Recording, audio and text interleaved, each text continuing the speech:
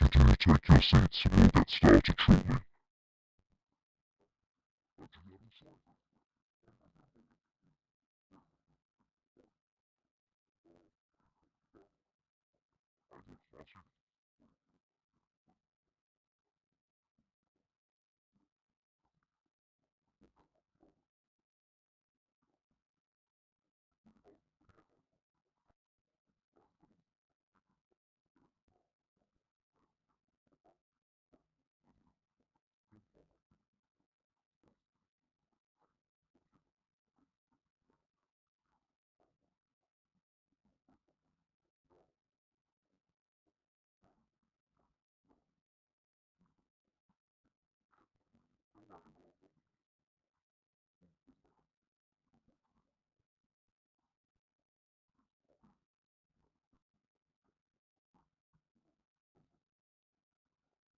Good morning.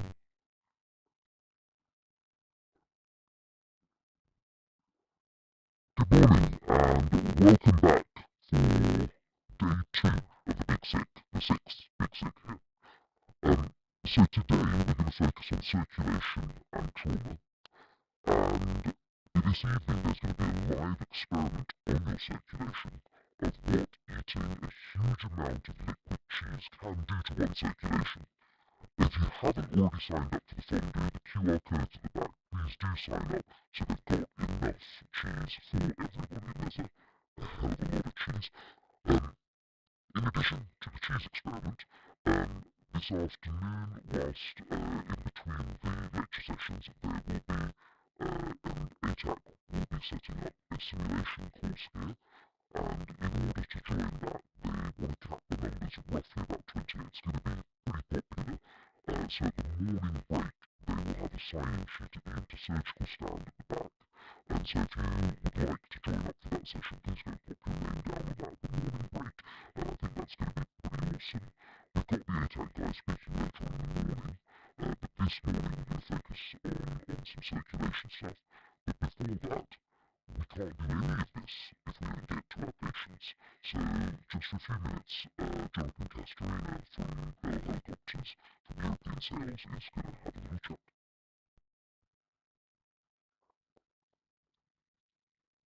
Good morning, everyone. First of all, I think it's dangerous to give a sales guy the microphone, especially first thing in the morning. So we have my slides ready to go. Oh yeah, of course. Yeah, sorry about that. No, I was talking about slides. I don't have any slides, so... No, I mean, the first thing about sales is, if I get up here and start selling about some helicopter, whatever, you already lost a customer in the first 5 minutes, right? So, I'm just here to talk on behalf of Bell that I'll probably to be sponsors here at TBS24. The idea to bring all the top experts around the globe to share your ideas, thoughts, collaborate, it's really remarkable. Everything that you guys have been working on and discussing over the past couple of days, and as part of Bell, we're just happy that we can provide a platform that can help some of y'all, and hopefully at the end of the day we can provide a solution. Other than that, I know that you guys are wanting to be called heroes, but on behalf of me and a lot of other people, we view you guys as heroes. You guys are selfless, you put your lives at risk every day, and I just want to say thank you. But other than that, I wish you guys a good rest of the day, and on behalf of Bell, thank you. That's all. Thank you, it's incredibly humbling to hear that. I suppose if anyone here would like to be a customer and can buy a helicopter, I'll buy you a drink in the bar and we'll chat more. Right. So, to kick us off this morning, Matt Morgan, who spoke yesterday, is going to come back on the stage and talk to us a bit about what animals can teach us. My wife is Kenyan, and so I've been taken to the Masai Mara many times. I told her about a lion-related incident where I injured myself, and she said, no, the animal did nothing to you, you just fell over because you're an idiot. So, animals taught me that I was an idiot, but I did fall over trying to take a picture of a lion and hurt myself. But I'll give you that.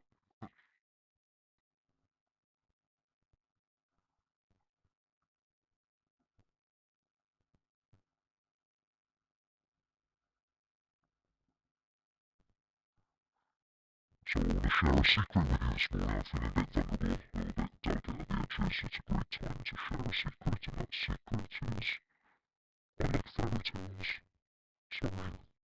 And I like fairy tales because I didn't read a fiction book until I was in my 30s, until my daughter was born. And she loved fairy tales. That was our bedtime night routine. And her favourite being Kiss and Frog, or the Frog King, or the Iron King as it might be called. But being a scientist and a data person and a geek, I wanted to know the truth of that fairy tale. It was the Disney version I was reading to her every night. So I foolishly ordered the Brothers Grimm original fairy tale book. You can see what's coming. She settled down one evening, she was really cosy, the lights were dimmed, and I started reading. And then I got to the critical paragraph where the princess picked up the frog, looked at the frog, and said, "You are a disgusting creature, I hate you, you are ugly," threw the frog against the wall, and the frog was dead. Now, not the best way to go to sleep, to be honest, and she doesn't like fairy tales ever since. But today I'm going to talk to you about another creature who was thrown against the wall and left for dead. And that other creature is this guy, a guy called Ivan, who I met in the intensive care unit. And he's going to be our story to talk to us about how understanding the lives of animals can help treat humans, help human medicine, especially in circulation. Now, when I first met Ivan, he looked a bit like this. But we knew what to do. We were feeling really clever. We were working at neurocritical care. We used the theories of Monroe and Kelly and Lundberg from Scotland and other places in the last 50 to 100 years. We know all about CPP now. We knew about different ties. We knew about hypertonic saline. We felt very clever. But we only knew that, really, for the last 50 years. Before that, neurocritical care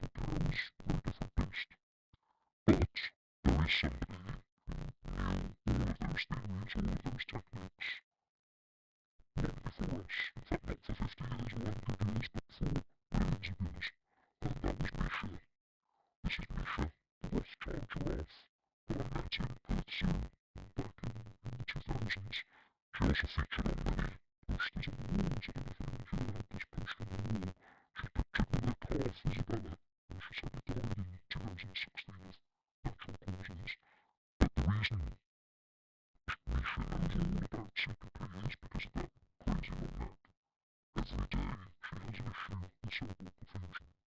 Every day she has an issue with cerebral confusion. And she does all of the things that we did to Ivan in the intensive care unit, all of the things you do to people with critical trauma. And the way she does that is she has the highest blood pressure of all land mammals. The systolic is around 300 millimeters of mercury. But Misha doesn't have a critical care bed, she doesn't have a bank full of syringes, she doesn't have noradrenaline to achieve that, which is what we used for Ivan.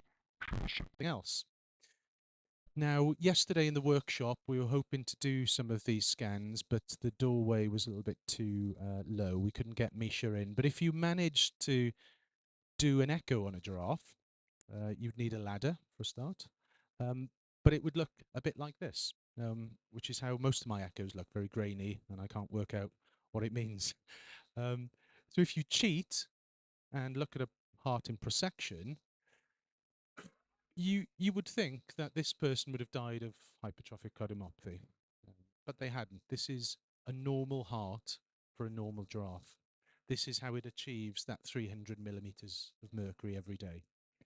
But the crazy thing is, giraffes develop no heart disease. They get no subendocardial ischemia. And why is that? We don't know. And we don't know because we don't ask. And we don't ask because it's a giraffe. You know, why are you talking about giraffes? That's weird. We're humans. We are these special different species, not like any others. And of course, that's nonsense. And so part of the talk today, which is based on a book I've written called One Medicine, which is out this year actually, is about bringing those species together into one medicine in order to improve care, medicine and health for both species actually. So we got through those critical days with Ivan. We managed to manage his CPP using techniques from the giraffe, but then we had a different problem. And that's because Ivan was asthmatic and he'd probably developed a ventilator-associated pneumonia. We were really struggling to ventilate him properly. He was becoming more and more hypoxic. And that's when Misha can help us again, actually. In fact, there was a fairly crazy doctor who worked in London, who in his time off would go to London Zoo and dissect the animals that had died naturally. This is him holding up a giraffe's trachea. He also spent, as you do, he spent quite a lot of time as well in the Amazon with various native tribes. And when he first went there, they handed him a blowpipe of a specific size, different from the size of other people's blowpipes. And he asked about this, and he said, "Oh, well, it's because if we give you a blowpipe that's too big, when you blow through it, the dart won't come out the end very fast." And it was all based on height. It was all based on dead space. And so that gave him the idea, who Philip Jones, who this is, to look at dead space issues in other creatures. Now, the dead space in a giraffe is a problem. But, again, the giraffe knows how to set a ventilator. What does it do? It breathes at a very high tidal volume, about 20 to 30 mils per kilo, with a very low respiratory rate to minimize dead space, the exact same way that we ventilated Ivan in those critical days. But despite those things were getting trickier.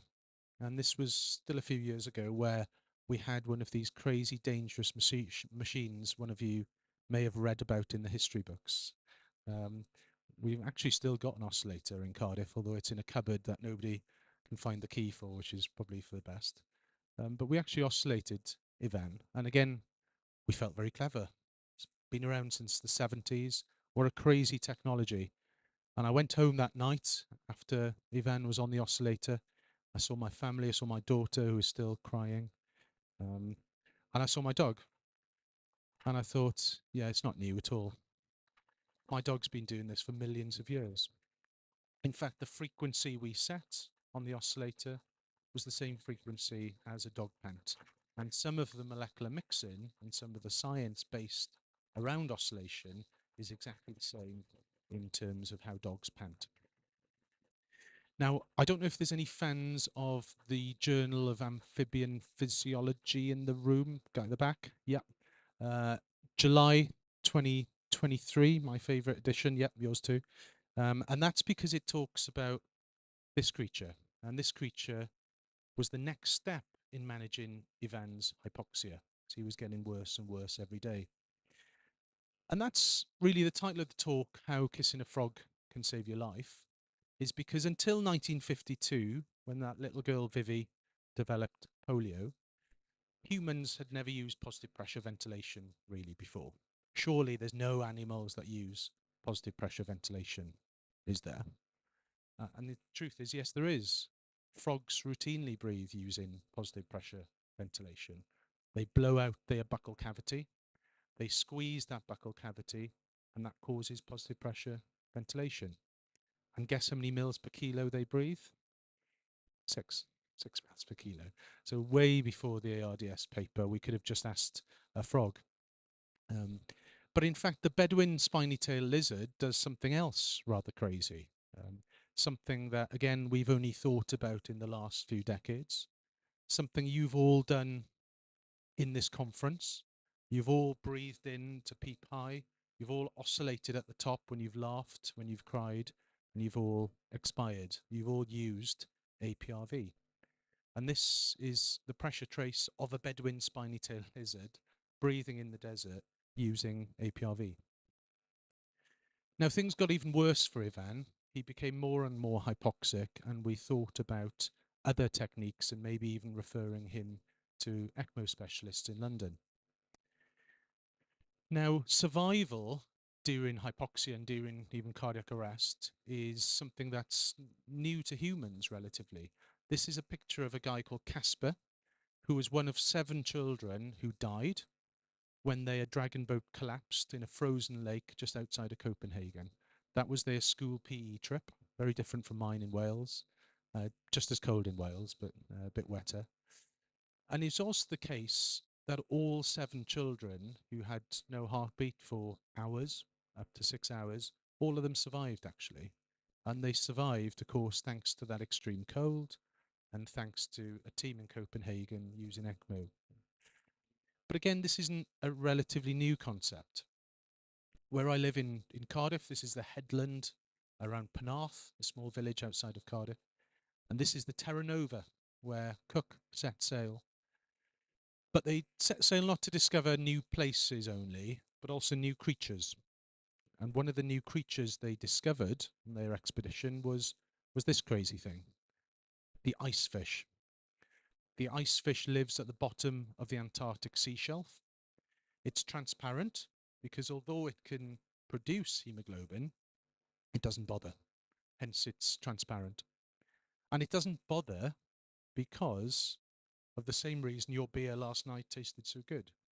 It was cold, and so gas solubility was high, and it was initially under pressure before it came out, and hence gas solubility was high. So the ice fish purely survives on dissolved oxygen because of those factors. In fact, there's some other lessons from tropical fish we can learn. This, if you talk to tropical fish enthusiasts, which I do, it's the kind of life I lead, this is how they routinely transport fish internationally using methylene blue. And that's because it helps with oxygen delivery, as well as being a fairly powerful fungicide, actually. Now, there is a trigger warning on the next slide. It's not sad, but it's quite disturbing, and it does involve a naked person. And I'm afraid that naked person is me. My bottom doesn't really look like this. And this was because I went to a small Scottish island just south of Skye called Shonna, where Peter Pan was written, bizarrely. It's owned by Richard Branson's sister. And I went there to desperately try and finish writing this book when COVID finally settled down. But one reason I went there was to take all my clothes off, cover myself in honey, and stand outside at dusk. Because I wanted to get bitten. I wanted to get bitten by midges. And I did get bitten by midges. I got bitten by hundreds of midges. But the weird thing about that was the fact that it didn't hurt. It was excruciating an hour later, but at the time I didn't even feel them. And that's because midges and mosquitoes are better at doing lines than you all. They use a Seldinger technique. They vibrate their needle at about 20,000 kilohertz, same frequency as a TENS machine, which is what we use in pregnancy. They use gate theory of pain to make sure it doesn't hurt. They spit anticoagulant called Draculin in order to prevent clotting within the needle. They have a heat-seeking tip, so they use ultrasound. And overall, they are better at doing lines and taking blood than all of us. There are now researchers in the UK and Japan using some of this needle technology to try to develop pain-free injections, pain-free vaccinations, and pain-free glucose monitoring. So going from the smallest creature to one of the biggest, if I had a whale's heart here, it would fill most of the area in front of us. It's about the size of a grand piano. And the crazy thing about that is despite the variation in size between species of their heart, the basic techniques of conduction we thought were the same. But there's a big problem there. We know that the conduction speed is dependent on the fiber length. And in humans, from atria to ventricles, that's about 0.5 centimetre. In a whale, it's about 0.5 metre. And that would mean their heart shouldn't work. It shouldn't beat. It would be too slow. It just wouldn't function. So a fairly crazy cardiologist that you've probably heard of, Hans Wellen, from Wellen syndrome, was obsessed with the whale's heart, and he wanted to take a whale's ECG. Now, getting an ECG in a human in ICU is hard enough. So their team decided to travel to South America with using suckers on the end of harpoons to try to do a whale ECG. But there was a problem with that. They went in mating season. And if you don't remember anything from this talk, it's that a whale's penis is called a Pink Floyd. That's all I want you to remember. I don't know what came first, the penis or the band. Letters on a postcard. But yeah, so they went in mating season. Whales also mate in threes. So not a good time to do an ECG in summary. And in fact, Hans Weller nearly died during that trip. But they returned outside of mating season, probably a better time to go. And they did manage to get a whale's ECG, which embarrassingly is better than most of the ECGs I see from our patients, actually. And just to give you a flavour of how they actually did that, a modern team recreated this feat just a few years ago, and you should be able to hear in the background the actual sound of a whale's heart whilst they did this as well. This is them on their speedboat with a sucker on the end of a harpoon attaching to the dorsal surface of a whale, and that actually gave them sound waves, which they then interpreted into this heartbeat. And what that showed, the point of all this, is that despite being a factor of 10 longer in terms of the fibre length, the PR interval in a whale is actually only double that of a human.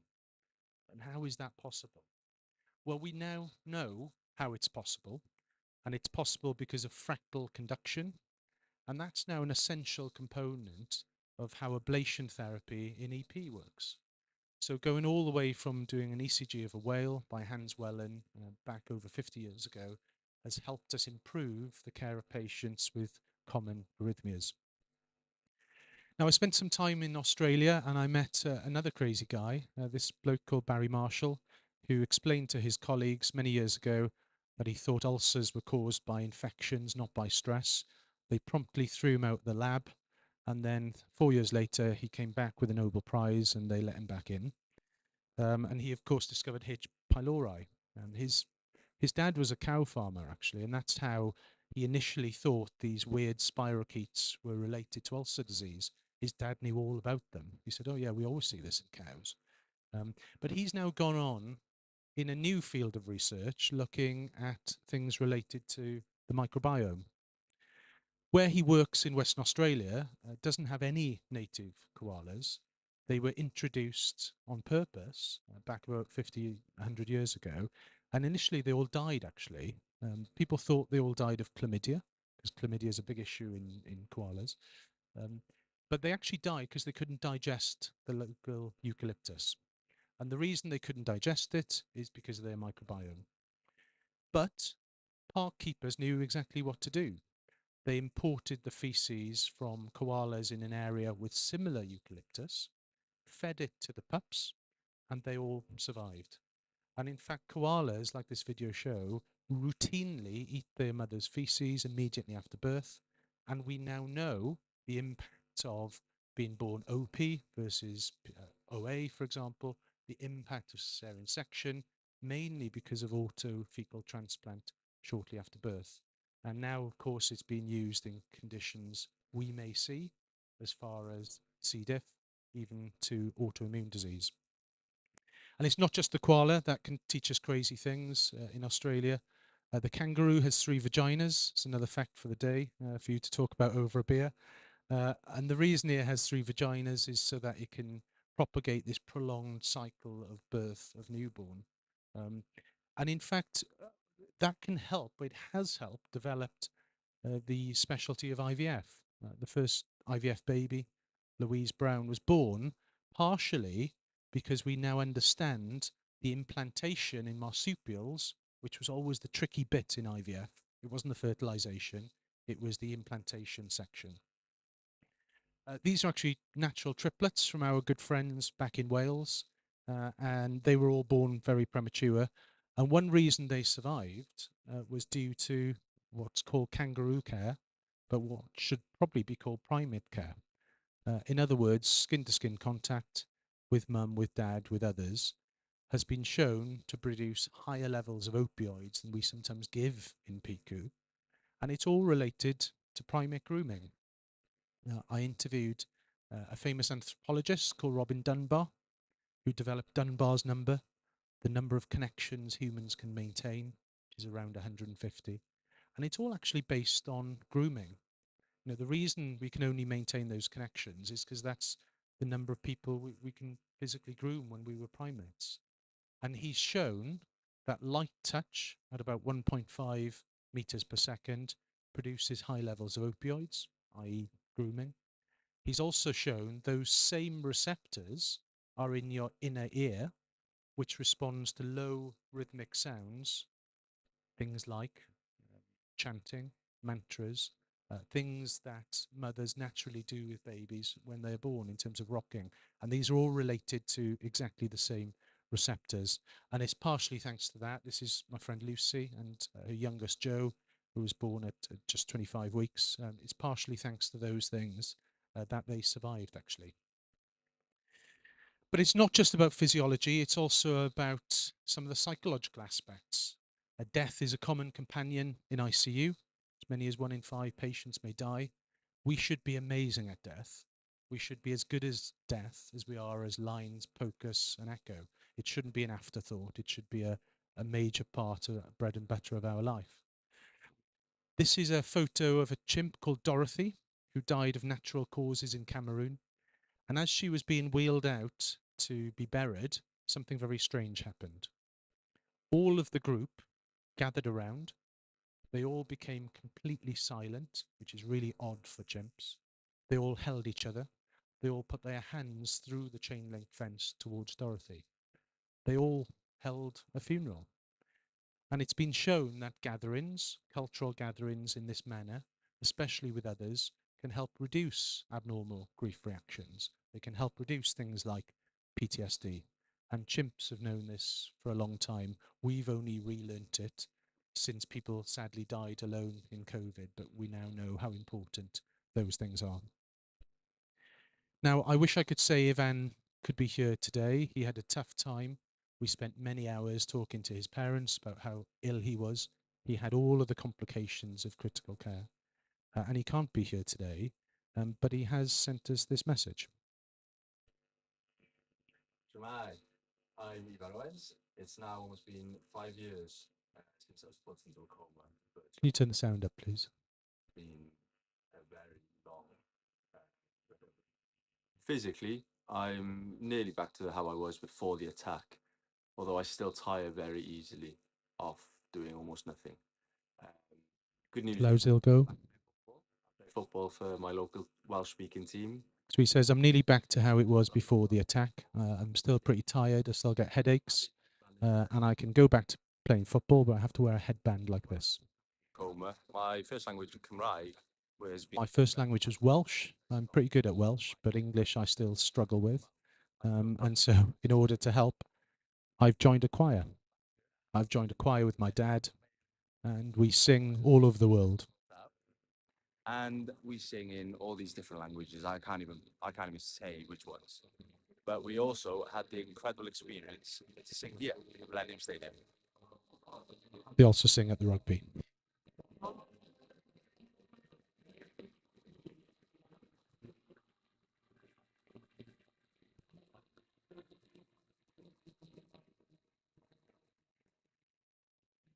And because of my brain injury, I'm allowed to use a copy of the words and the music. So he's now in a male voice choir in Wales. He sings in most of the rugby tournaments all around Wales.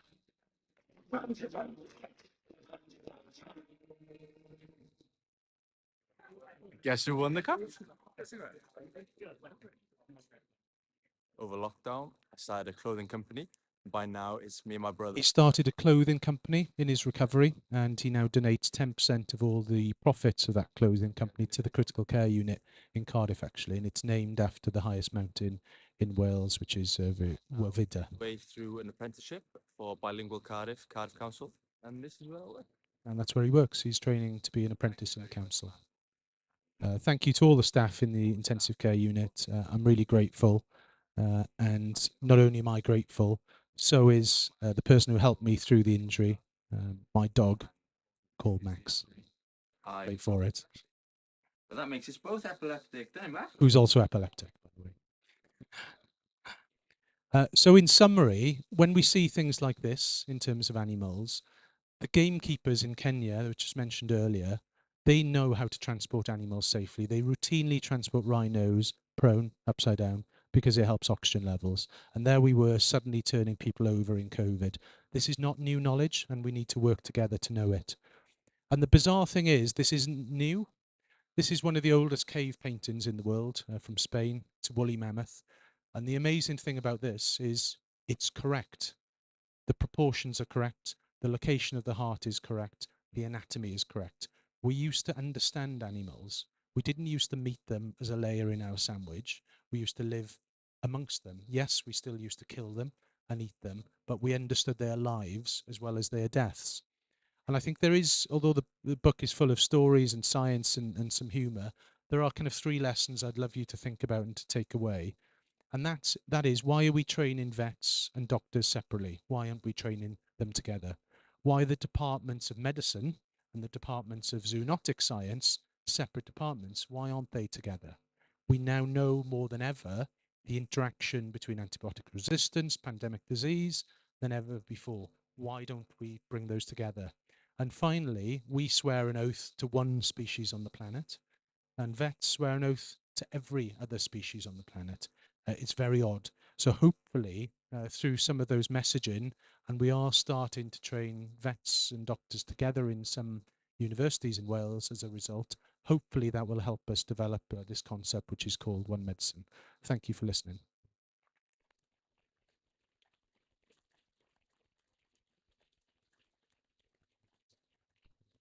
That was amazing. Any questions from the audience?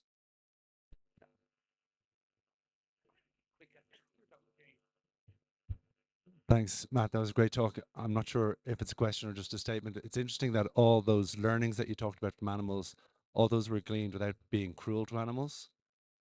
Whereas most, I think, of what we learn from them is by doing experiments and giving them medications and stuff. So it's interesting that it doesn't have to be like that, I guess. Yeah, thank you. So I guess the question was, a lot of the things I talked about didn't involve death or animal experimentation. I guess the reason I got interested in this at all, the first line of the book says, it all started when Barry choked on a hobnob. Hobnob is an oat biscuit, for those who don't know. And what I kind of realized, there was a patient who aspirated on biscuits, not hobnobs. I had to change it for confidentiality. But it made me realize, as humans in ICU, we survive at the extremes, and that's unusual for us. But there are animals living at those extremes all of the time. But they live at those extremes in life, not in death. And so if you want to understand them, you probably need to study them in life. Like the griffin. Griffin can fly at 40,000 feet with no high flow and no ECMO and no oxygen. You know, how can it do that? And you only understand that when you see them in life, not in death, really. Yeah. Thank you. Fantastic. Thank you very, very much. That was incredibly interesting. And I think I'll probably be ordering that book on Amazon when I get home. So, coming up next, coming all the way from Melbourne in Australia, is David Anderson. So he's the medical director of Ambulance Victoria, which covers, I think Victoria covers an area the size of France or a bit bigger. Just a touch smaller than France, but you know, it's a small provincial ambulance service, yeah. He's the associate professor or the Department of Paramedicine at the University of Monash, and he trained originally as a paramedic in Auckland, and then as a doctor in Auckland, and now practices ICU at the Alfred. Again, another provincial hospital you'll never have heard of, but running on from yesterday, where we talked a little bit about defibrillation and DSD, we're going to go for a little bit more into the science of defibrillation.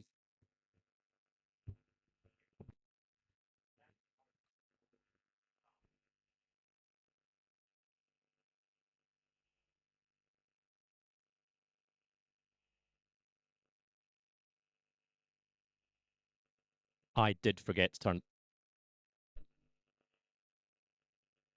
There was a request to turn up the microphone. I'll hold it closer to my mouth. Is that all right? So yeah, Matt's a hard act to follow when he's talking about cute animals and the history of science. I'm going to talk a bit more about some more modern science, and there's going to be, unfortunately, a few graphs in my slide. I'm going to talk to you about a clinical trial that we did in Victoria recently. And a little bit of it's about defibrillation and about what the future of resuscitation might look like. But really, mostly, I'm going to talk about the challenges involved in conducting research in the pre-hospital environment, which I think is something that applies to any of us, whether we're researchers or clinicians in this environment. In Australia now, it's quite normal when you start a talk or a presentation or a meeting or a conference like this to acknowledge that Australia has been populated by Aboriginal people for millennia. They're the longest continuous surviving population in the world, and we now normalize recognizing their contribution. And although I don't have to acknowledge the Aboriginal people when I'm here in Switzerland, I think it's the right thing to do to acknowledge that I live, work, and play on unceded Aboriginal land. This talk was prepared on the land of the Djajawarrung people in central Victoria. And I think it's important for all of us, any of us who live in a colony or a former colony, to acknowledge that almost certainly the Indigenous people whose land that we're living on have almost universally poorer health outcomes and die 10 or 20 years before us. And it's good for us to do whatever we can to address that. As we've already heard, Victoria is the second smallest state in Australia, still just under twice the size of the UK, much bigger than Switzerland, although that's not difficult. In Victoria, our population's just under 7 million, about 5 million of whom live in the capital city of Melbourne. We have one single statewide ambulance service, Ambulance Victoria. We attend about 1 million calls a year. We have about 5,500 paramedics, of whom 500 are critical care paramedics. We've had critical care paramedics in Victoria since 1971, so we're one of the oldest programs in the world. And we attend just shy of about 8,000 cardiac arrests a year. And these are arrests where we actually commence resuscitation. So these aren't dead people, these are where we're starting resuscitation. So that gives us an opportunity in Victoria to use our databases and our research to look both retrospectively and prospectively at how we can do our bit to improve cardiac arrest survival all over the world. Size isn't everything, though. What I think makes Ambulance Victoria a very special service, the special sauce for us, I suppose, is our research. We're a very research-focused ambulance service, and we like to tell ourselves that everyone in our organization is passionate about and committed to research. As we get to the end of the talk, you'll see that that may not be quite as true as we think, but certainly at the top levels of the organization, we are incredibly committed to putting out high-value, high-yield research to improve pre-hospital care. And really importantly, almost all of the trials here, plus many of the others we do, are led by paramedics. So we're leaders in paramedic-led research, which I think is really important. And that commitment to research and that commitment to clinical excellence allows us to have numbers like this. So this is our Utstein survival in Victoria. For those of you not aware, the Utstein comparator group is a way to benchmark ambulance services and resuscitation systems against each other, because some ambulance services will start resuscitation on people in asystole and some don't. Some transport everyone to hospital, some don't. So it's good for us to have a way to have a level playing field to assess each other and see how we're doing. So the Utstein comparator group is bystander witnessed arrests that are VF or VT.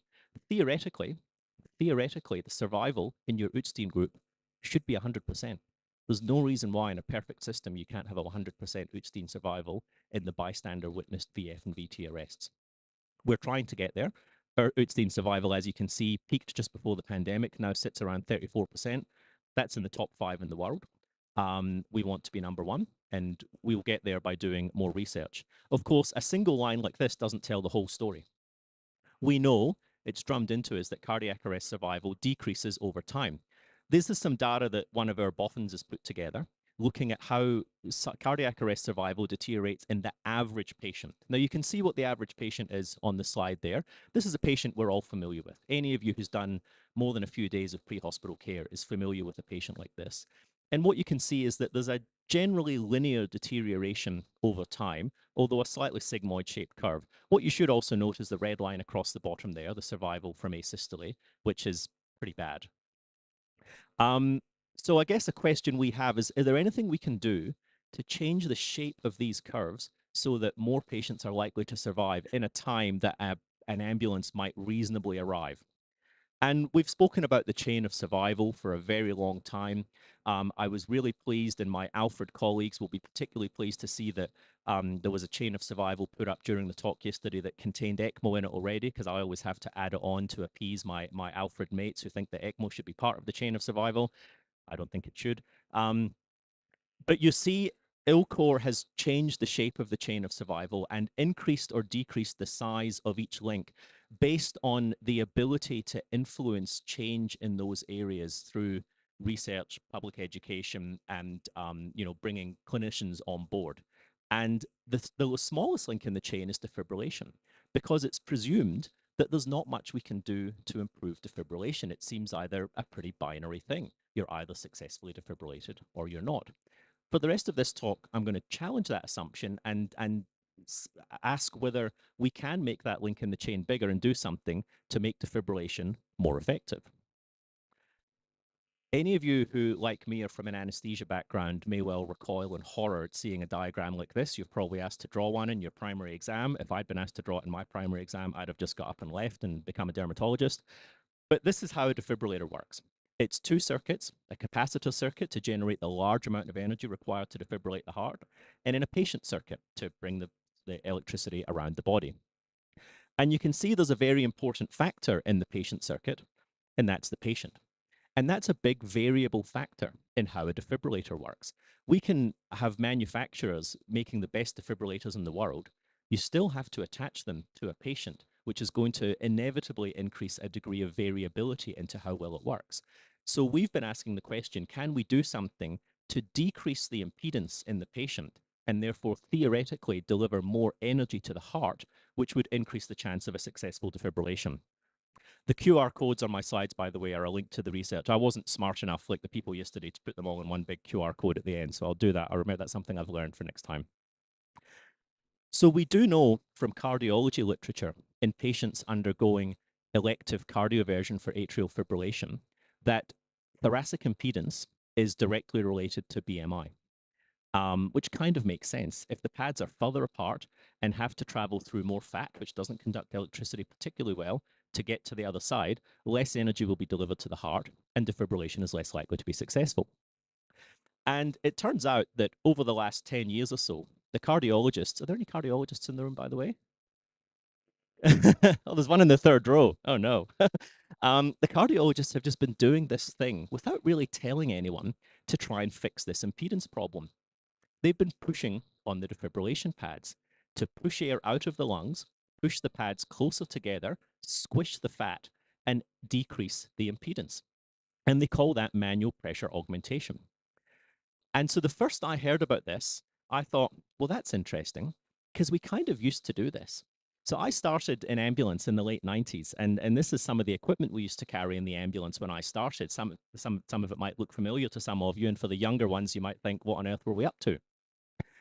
But down on the bottom there is an old LifePak 10, trusty old friend, weighed about 25 kilos, I reckon, 3-lead ECG and nothing else. But it had paddles, and you pushed down hard on the paddles, and you looked really cool, and you defibrillated the patient. And then around the turn of the century, paddles just went away and were replaced by big sticky pads, which seemed easier, but have we lost something by doing that? And the answer might be yes. So you can see here, these are some data again from cardiology literature showing that not only the obviously more energy leads to more successful defibrillation, and that's why we generally don't do gradually increasing shocks. We just start at a high energy now. But you can see that active compression versus just normal defibrillation or cardioversion is more likely to result in successful cardioversion. And this has been borne out in the clinic as well. Places that have changed to routine manual pressure augmentation for cardioversion have higher successful cardioversion rates. All a bit of retrospective research. There's been a small randomized trial done in Melbourne. Now, this is, to be critical of cardiologists, this is a pretty complicated randomized trial with like a double crossover technique. But basically what they did was they randomized the patients to either standard pad placement or AP pad placement, and then randomized them again to either paddles or pads. And they showed something really interesting. The first thing they showed was that at the start of the trial, in the run-in phase, or using their retrospective data, their success rate for elective cardioversion was only 30%. When they used paddles, they were more effective than pads, and that kind of makes sense. The surprise came when they found that manual pressure augmentation was more successful than paddles, because it was presumed it would be just the same. The other surprise came when they found that vector change, AP versus standard placement, made no difference, because everyone kind of presumes that it should. They found that when they used manual pressure augmentation, regardless of the pad position, the success rate went up to 80% successful cardioversion. And there's not a lot of data here. This is a world's worst meta-analysis, two studies there. But if you're an optimist, it does show that there probably is at least a hint of benefit from manual pressure augmentation. Relevant to what we were discussing yesterday, though, around double sequential defibrillation and vector change as a technique for refractory VF. Certainly in AF, and remember, this is in AF, it does appear that changing the pad placement doesn't make any difference. And this has actually changed my practice. When I have a patient in the ICU we're going to cardiovert AF, or they've got a big anterior STEMI, or they're having runs of ET and we're worried that they're going to arrest, I would previously ask the nurses to put pads on front and back while we had the chance. I don't do that anymore because it appears it doesn't make a difference. It's perhaps one of those dogmas that just keeps getting carried along. Anyway, one of my colleagues, Dion Stubb, who's our deputy medical director, and he's a cardiologist, he was chatting to Alex, the author of the study we just saw there, and said, well, hang on, this is a really good study in AF. Why aren't we doing this in VF? Why don't we give it a crack? And obviously this makes sense. The same reason that manual pressure augmentation should work, or does work in AF, it should work in VF. It will decrease the lung volume. Air doesn't conduct electricity well at all, so you push air out of the lungs. It will decrease transthoracic impedance and should increase energy delivery to the heart. So before I started at AV, the team involved in this research, I came in halfway through, devised this trial to do a pre-hospital feasibility study and then randomized controlled trial of manual pressure augmentation. And they started talking to paramedics, and a not very surprising question came up every time they mentioned it. Is this safe? This doesn't seem right. And the answer that the researchers would give would be, of course it's safe. We do it in cath lab all the time. There's never been a serious adverse event documented. And then the paramedics would go, but ever since I started, I've been told not to touch a patient during defibrillation. Like, that's a thing. That's a thing that members of the public know. You make sure that you're looking at the camera and that your shirt's slightly undone and you put the paddles on and you say, stand clear. People know that. So during the feasibility phase of the trial, there was some industrial challenges with paramedics saying, no, really, this isn't safe. We want you to do something about this. And the state workplace safety department came in and said, look, it seems okay, but why don't you do some lab research just to prove that it's safe? So they did. So they to prove that manual pressure augmentation is safe in the pre-hospital setting as opposed to the cath lab setting, they popped down to the butcher, got a pork shoulder, and defibrillated it several hundred times under different circumstances. So you can see there, they used a fist on the pads, open hand on the pads. They also demonstrated hands-on CPR, which is something that people have been talking about for a while. They had their fingers accidentally touching the patient to demonstrate, overhang of the fingers on the pads. They did it with one pair of gloves, two pairs of gloves, no gloves.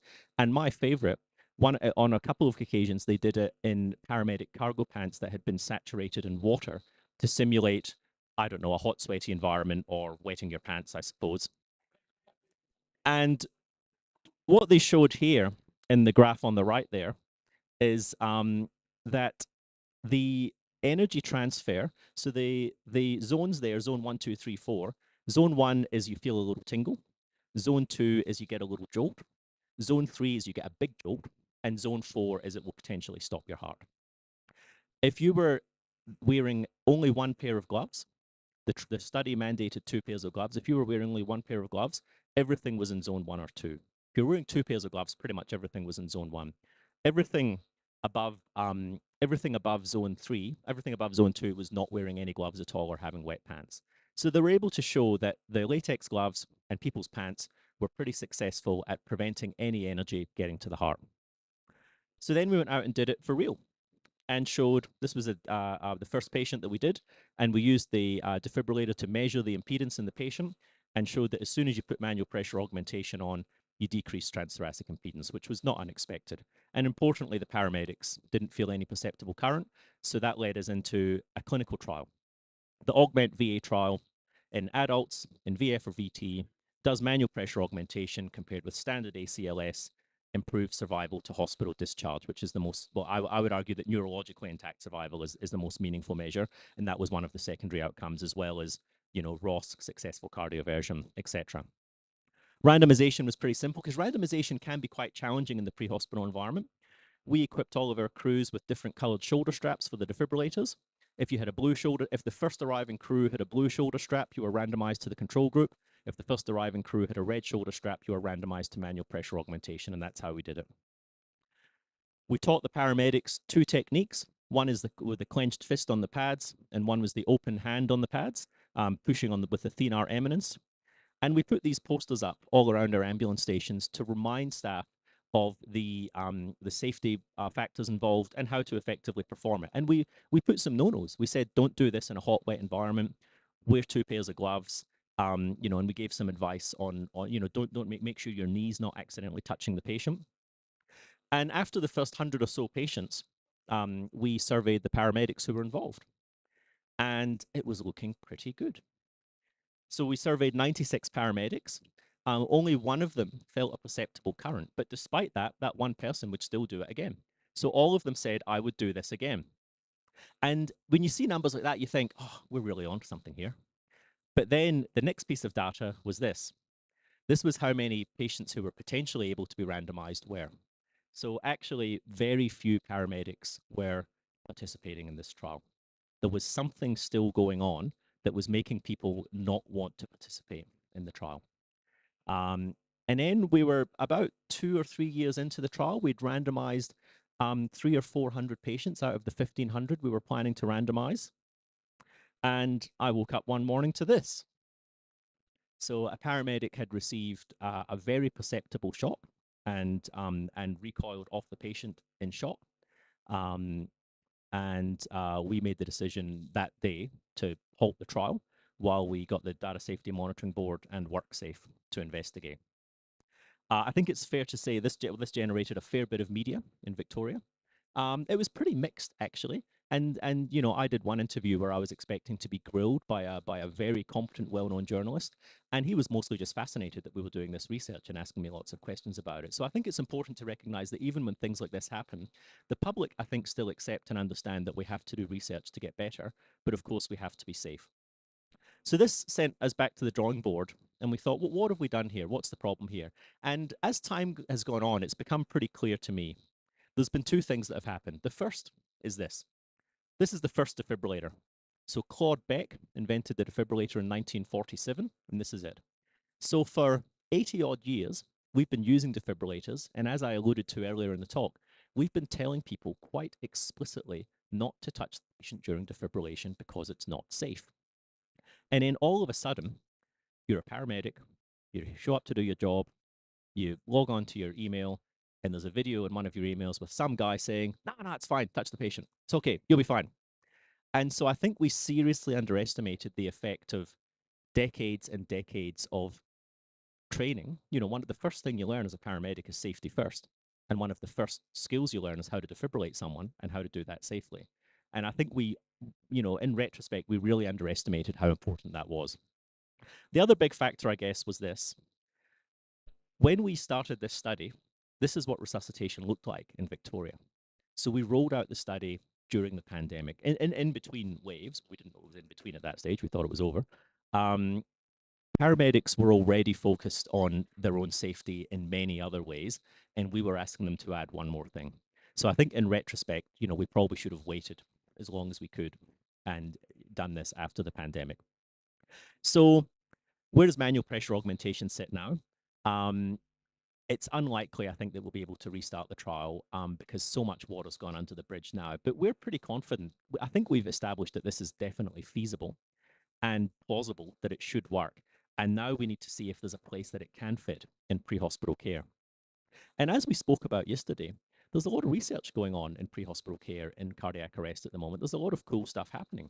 We spoke about the dose VF trial yesterday, and most of you will be aware of that, the trial of dual sequential defibrillation and vector change, which showed, you know, there's some people comment on the fact that the trial was perhaps a little underpowered, but still shows an interesting result. And in Australia, you know, where our national or our binational resuscitation council is looking at introducing this into as an option for refractory cardiac arrest, and one ambulance service in our region has already started doing it.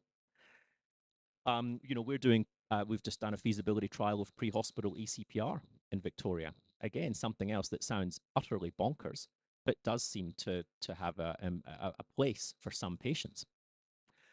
Some of you will be aware of this trial of head-up CPR.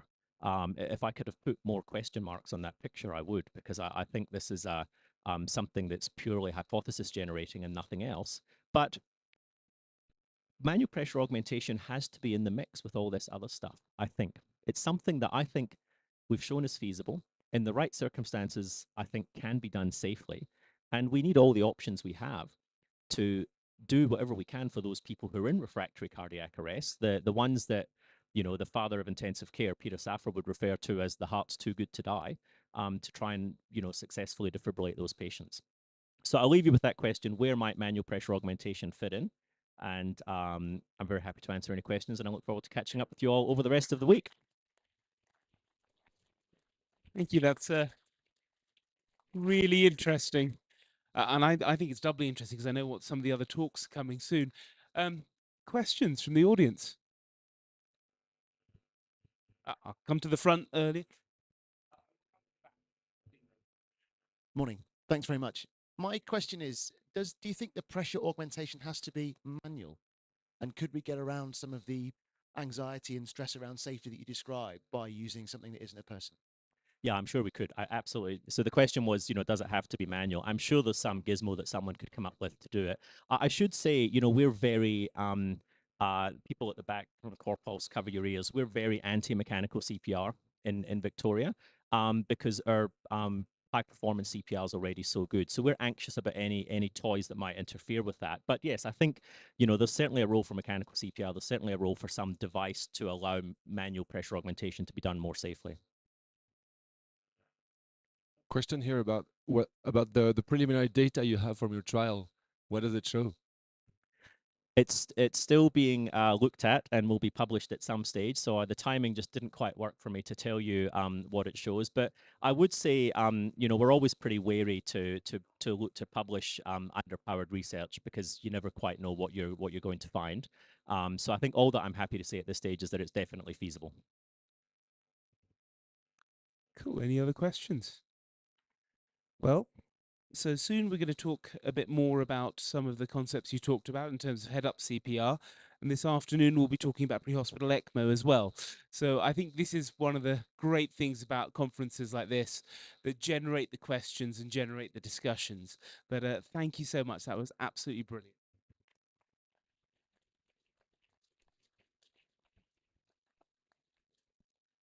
So coming up next, we have a returning speaker, Domo Damjanovic. Did I get it? Yes, I got it right. Okay, so Domo's works in Freiburg in Germany, and he's works in EMS as well as critical care and pre-hospital care. And his interests include ECPR, POCUS, education. Very much like many of us here, sort of a big overlapping set of interests in the critically unwell patient. Now, having just talked about, and I promise you that the presenters haven't actually collaborated to try and make these things run. It's really nice to see the way the threads run through the conference. But he's going to talk about the dark side of hemodynamics, and he's going to talk about head-up CPR, amongst other things. So, you know, and as I said, I'll come back to you with ECMO later in the day, but welcome. Thank you so much. Question marks. Yeah, we can start with question marks. Okay, thanks, John. Thanks, organizers, for having me again. It is such an amazing atmosphere. And I know for this, I'm going to have to skip slides in the end, but it's worth it. So thanks to the presenters until now, also for sharing their very personal experience. Matthew said, words matter. And it touched me to the very bottom of my heart. And I guess when we walk away from this conference and as a presenter, you can say, I have moved my peers to some extent by sharing something personal and professional that is really, really moving. And I would love to skip some slides for that. So thank you so much for sharing this. Ian as well, presenting your own prematurely born son. And I could go on and on for hours. But now you are all waiting for, what's that thing with that heads up CPR? That's my confessions of interest and the usual disclaimer. And I put up that QR code for the reading type of thing so you can lean back and don't have to do snapshots of the literature. Also, during the past few years, we've had the opportunity to go on a little holiday to my beautiful home country, which is Croatia, and we're going back again. So we're back with the sounds and the waves, very much like last year. And today, we're going to talk about water and light. The sounds you are hearing are from the sea organ in Zadar, which is built in the pavement there. And there is another monument also built in the pavement that is worth looking at. It is the greeting to the sun. It's a bunch of solar panels built in the pavement. During daylight, they collect solar energy. During nighttime, they give you a beautiful light spectacle. And it is meant by the artist to represent communication with the sun. We love light, right? We even like to look into it. We focus on it. And we very much focus on light red blood on the arterial side. And Sarah, I don't see you right now, but I guess you're around somewhere. You said yesterday we have an arterial pressure problem, and yes, we do. So what I'd like you to take away as some learning points today, overarching, is stop neglecting the venous side of hemodynamics. Acknowledge the role of venous return. We'll talk a bit of swine and men. So Matt, really, we did not talk earlier, but fits pretty well. We're going to talk about heads-up CPR and heads-up eCPR. Maybe we will be able to drag something out of the darkness into the light, much unlike this guy here who prefers to stay in the darkness, the famous radiologist by Dr. Glaucom Flecken. Thanks, Will, if you're watching, for the courtesy, and greetings to my wife.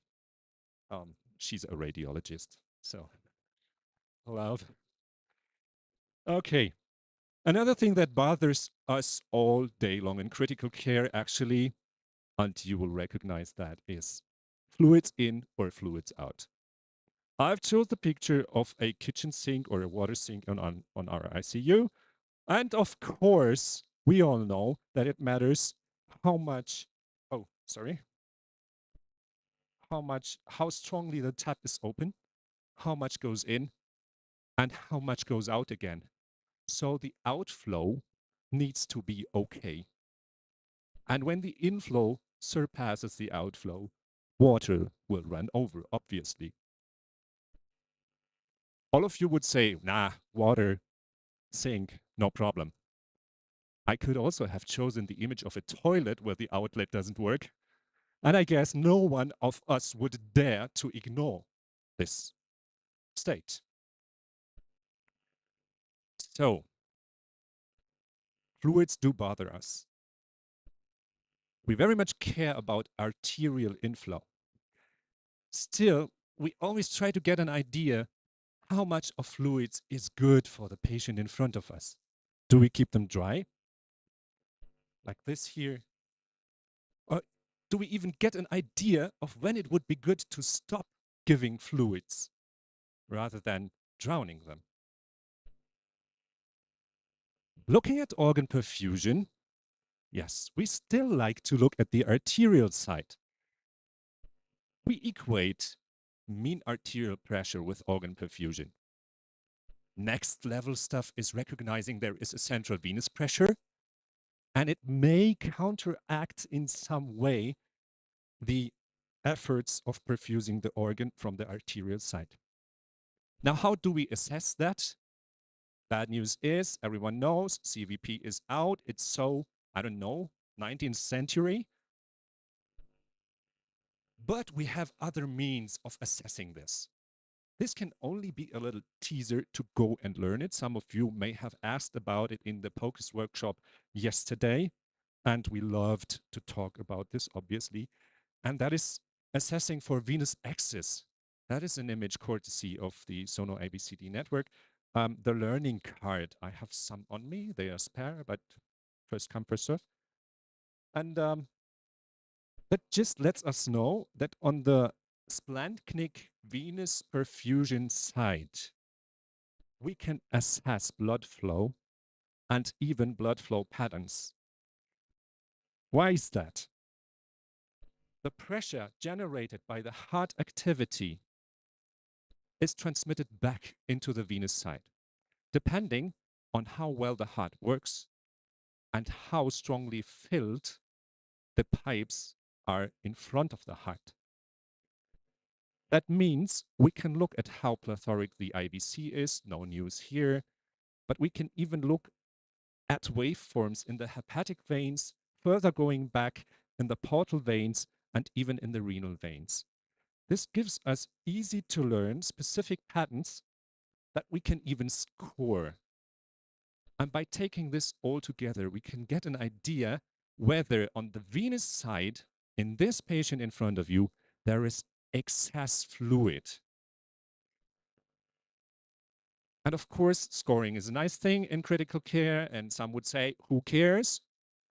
At least in cardiosurgical ICU, we do care because much of this data was generated by a working group in Canada. Kudos for that in cardiosurgical population. And it was shown to predict delirium and acute kidney injury. Too much of fluids is bad.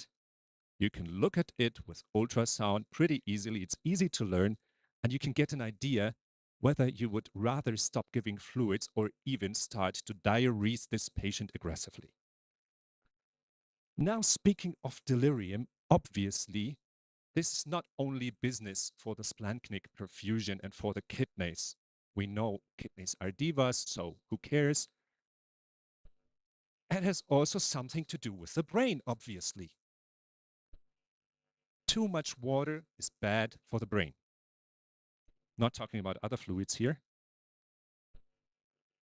And again, could it be that also for the brain, it matters not only how well we perfuse it, how much goes in from the arterial side, but pretty much does it run off quite as nicely or not?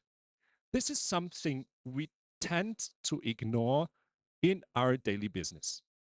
We talk about autoregulation. We talk about the fact that the arterial pressure in sick brains, it's one-to-one transmitted to the brain tissue. And we care about, getting brain edema, focusing on the cerebral perfusion pressure, also on things like no reflow phenomena, ischemia, reperfusion injury, post-hypoxic brain swelling. Talked about this 2 years ago, and you can have a look at the talk on demand on the webpage. So then folks applied this to CPR. They said, yeah, this is also not new. Venous return matters in CPR. So let's see what this does to the brain. The story, how they then went on to do the research I will present to you, is interesting in itself. And I will leave it to you to read this. I need to skip this now. It's also going to be in the show notes. So what people actually did is they did animal research. Who here is busy with large animal research as well, or had some contact with that? Insights into the lab. Yeah, just a few hands. So knowing what is going on in such a research lab where very many of these hypotheses we are dealing with are generated actually. So they applied this to CPR. And what they did is they took a pig. They did mechanical CPR, obviously, for several reasons. One reason is that it's really the most feasible and most stable thing to do in an animal research lab to get stable CPR quality, because that is a confounder for all of your other results. Then they tilted the head down. They had the pig supine, and they tilted the head. This is the head, hard to recognize. Tilted it up. What they also did, they put a probe, a pressure probe, into the pig's brain. Otherwise, you cannot measure intracerebral, intracranial pressure. That means there is a considerable danger that this probe in the brain of the pig can damage them neurologically, depending on what other things you are doing in your experiment. That's going to be important later. Okay, so but what they basically did, sorry for that, they measured and they found that indeed lifting the head up, enhancing venous return, decreased intracranial pressure, and thereby increased cerebral perfusion pressure. It is noteworthy that they were using other adjuncts, they call it. And these are an impedance threshold device, some kind of anti-PEEP valve that enhances negative pressure in the thorax upon chest recall in CPR, and also a CPR device for chest compressions here with a suction cup, also enhancing chest recall, creating negative pressures. The results from all those experiments led that working group to even develop a device to automatically elevate the head and the torso under ongoing CPR. That is marketed, that has FDA clearance, so there is something to it. And this is what they found. I just said the intracranial pressure goes down, the cerebral perfusion pressure goes up. That was a landmark study in 2015. And there were many studies to follow, in animals and in humans as well. A little side note here, the papers in bold are not from the same working group. Okay, there could be some single source bias here. We did something completely different in our research. And I wouldn't be standing here talking to you about head-up CPR unless something totally unexpected happened in our research lab. We did something that I don't know I would recommend to you again. We had to replicate some former data, and we had pretty much difficulties with it. When you look at the research we were doing, this is our research model, there is 20 minutes of untreated, no flow time, normothermic in pigs, 80 kilos, something like that. Then some kind of controlled reperfusion, and then they were not sacrificed, as in most animal experiments. Animals die after the experiment in deep sedation for animal welfare reasons. They had to survive, and we looked at them neurologically upon their recovery. And from earlier results, we had a pretty impressive neurologic recovery. That is, even though they had 20 minutes of untreated no-flow time, after some kind of magic thing, they were standing, they were eating, they were neurologically intact within a very few days afterwards. And now we could not replicate these results. And we turned everything upside down to find what it was. One thing is, of course, such a research is pretty complex, and you have so many different factors here. It's not just pumping blood around with conventional CPR, but a lot of things that are measured and targeted and stuff like that. We call this controlled automated reperfusion of the whole body, CAL, and this is meant to limit ischemia reperfusion injury and to control better for reperfusion. Yeah. So we looked for the survival and the neurologic recovery. Actually, the one thing that interests you and us most as resuscitationists. And looking at all that stuff, we could not replicate our results. We found some interesting neurologic defects in the animals that were not doing well. Speaking of the darkness and the light, the artist programmed the transition between light and darkness for the coming 50 years. And so they made sure there is always a change, a transition between light and darkness. Transient darkness. What we found in the animals is actually they were blind. Let that sink in. Question: how would you assess whether a pig is blind? Ideas? Not too easy. They do follow optic impulses. You just have to make sure if you're moving something that you're making no noise, that there is no air circulation whatsoever. You can find out. And we saw they were blind. They were not only blind, they had ataxia and gait disturbance. This stuff was spoiling all our neurologic recovery scores, because if we say standing is good and they could not stand, all the scores were bad.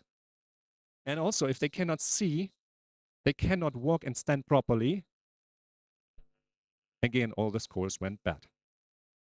So we said, could this have something to do with rather the rear part of the brain? As we know that some of these neurologic functions are represented occipitally in the cerebellum and stuff. Could there be some stasis here during 20 minutes of no flow? What happened? Then, as I said, we controlled for every confounding factor we could imagine. We even looked at, daytimes and times of the year and everything. We found nothing. Then I met our veterinarian who was doing the earlier series, and I said, was there anything different with head positioning? And she said, well, yeah, speaking of it, earlier on, we were performing EEG also during the experiments. Now, how do you do EEG in pigs? You don't stick the electrodes. It's not sticky. You are poking them in with needles. To prevent pressure sores, the head was rested with the needles in on some gauze. Also, every now and then we had to defibrillate. And when you defibrillate, things tend to dislocate. You know that. So did dislocate these needles. And to get them back in their position, they had to elevate the head and do some inclination every now and then. So we said, okay, sounds totally crazy, but let's just mimic this. Let's just elevate the head in the reperfusion phase of ECPR. Let's elevate the head and let's mimic that movement, and let's every now and then do an inclination up to 90 degrees head up. That's what we did. And we also pooled together the historic group. We looked in those who by some occasion did not have any EEG, and thus potentially did not have that head elevation thing earlier. So there's a little bias maybe here. And we had 21 animals lying supine, not quite a natural position for them, and 25 with elevating the head every now and then. You can imagine what this meant for our junior researchers, just having to elevate the head every now and then. Okay, this is how it looked. Here it rested, and here the head was elevated.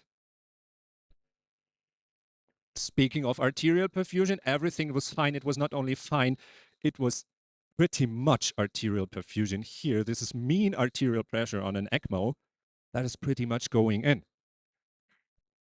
And what we found is indeed they did amazingly better upon elevating the head on an ECMO circuit, despite there had always been in every animal a venous drainage cannula in the right circulation site suctioning.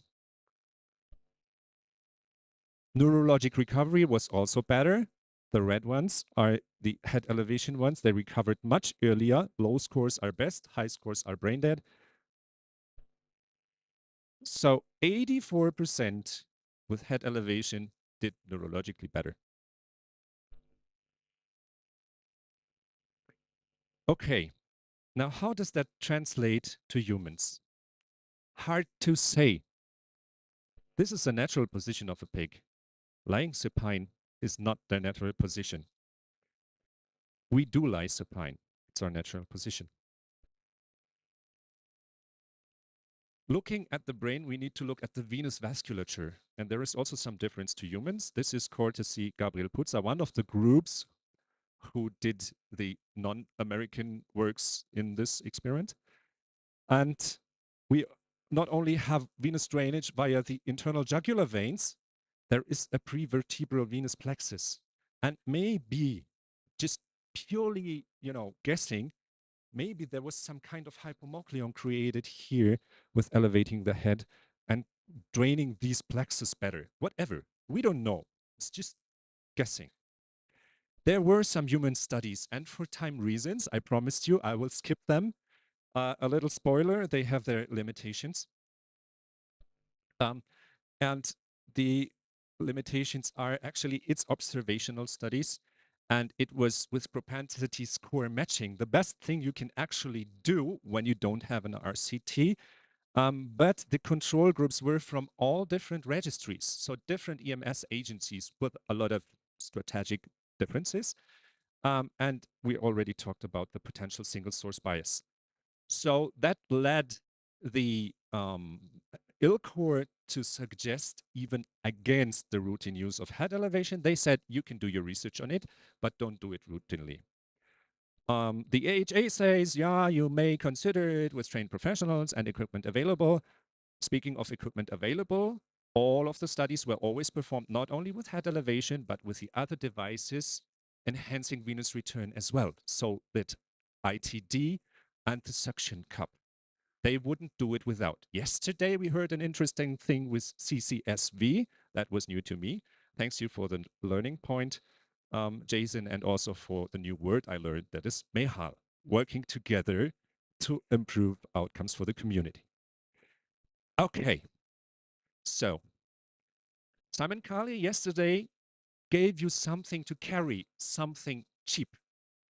And I also want you to take something away. In critically ill patients, VAXes will help us to recognize fluid excess, to understand your patients better and integrate this for your patient management. Head up CPR is an opportunity to treat venous excess, venous congestion of the brain, but maybe and only when the arterial side is perfectly okay, as it was in ECPR. I chatted on Twitter actually with Dr. Yiannopoulos, the ECPR guy in the US with the arrest trial, you might remember. And he said, yeah, head up CPR in itself, conflicting results, but when you have a secured arterial perfusion, so what goes in is definitely enough. That is a whole different animal, and we can talk about that. And in an old ED ECMO crash episode, he even admits that he is actually in his cath lab when cannulating for ECPR, he is elevating the head just a bit. Okay. So let's make this everyday business. Let's make looking at arterial side and venous return together. Even my laundry bag reminds me of that. We have dark, we have color, and I leave you with a little nebulous conclusion here. I'd love you to stop neglecting the venous side of the circulation. Go and learn VAXes. This is totally easy to learn, and it will help you a lot. Unsure about whether you should do heads up CPR? I think I would do heads up ECPR, and I have my folks and teammates elevate the head Watch this space.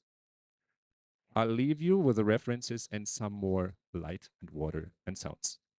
Happy to take your questions. Thank you. So in my head, I've got a giraffe that's in arrest. There's a hippo coming with some pads, and I'm wondering how to get the head up. But I think you might have some better questions from the audience than I've got. Any questions? You don't want me to ask a giraffe question. I'm sure of this. Oh, oh no, you're just doing your hair. Sorry, I thought you were about to ask a killer question. So, when do you think this? I mean, because we'll be talking about ECPR and ECMO later on this afternoon. When do you think these sort of things are going to start transitioning into human trials and actually looking at those pressures and looking at those results later? Because as both you and Matt have said, the physiology is similar but very different between the animals. Yeah, I think we already have these human applications. I mean, the device has FDA clearance, so it's already in the field. The question is, when is it going to be recommended? When will we have the data? And I think there is a point, and do we really need all of these adjuncts always together? Or are there some modulations to the whole package that we can study different? In ECPR, I think the problem with data is it's such a complex thing, and it's so hard to get robust data on ECPR. Now introducing another confounder, even if it's just head elevation, I think this will be too hard to get an, a trial design there. Yeah, and I mean, I'm just thinking from my own experience of introducing ECPR into the London system, which again we will talk about later on today, but the complexities of doing that, I'm sure, in Melbourne with cheer and stuff, the complexities of building a system to do that, to then start thinking of these other things, it almost feels overwhelming. And quite rightly, I think we're looking at cardiac arrest as not a single disease, but a multitude of diseases, and trying to pick the right treatment for them, but it's bloody difficult. Was there a question at the back? I saw a hand go up earlier, or am I again? I think I'm imagining things. Right. Well, okay. Well, thank you so much. That was amazing, and these conversations will continue through the day. So, for the last talk of the morning, it's my pleasure to welcome back Sara Crager. And you're going to carry on the discussion and the learning from yesterday with a tale of three pressures. Hey, everybody. Can you hear me? Microphone, good, working, beautiful. So I promised me and the last speaker we're not in cahoots because I'm going to pick up exactly where he left off. And we didn't plan this, I promise. So we're going to talk again about rethinking shock. And I am again trying to convince you that we really need to change the way that we approach it. Not just because it's academic and I need something to talk about at this conference, but because it actually makes a difference for patients. Now, at some point we will have some slides up, but we're just going to get started anyways. So when we think about shock, as we were just talking about, we think about MAP. And we all talk about that forward pressure because humans are very forward-centric creatures. We like forward things.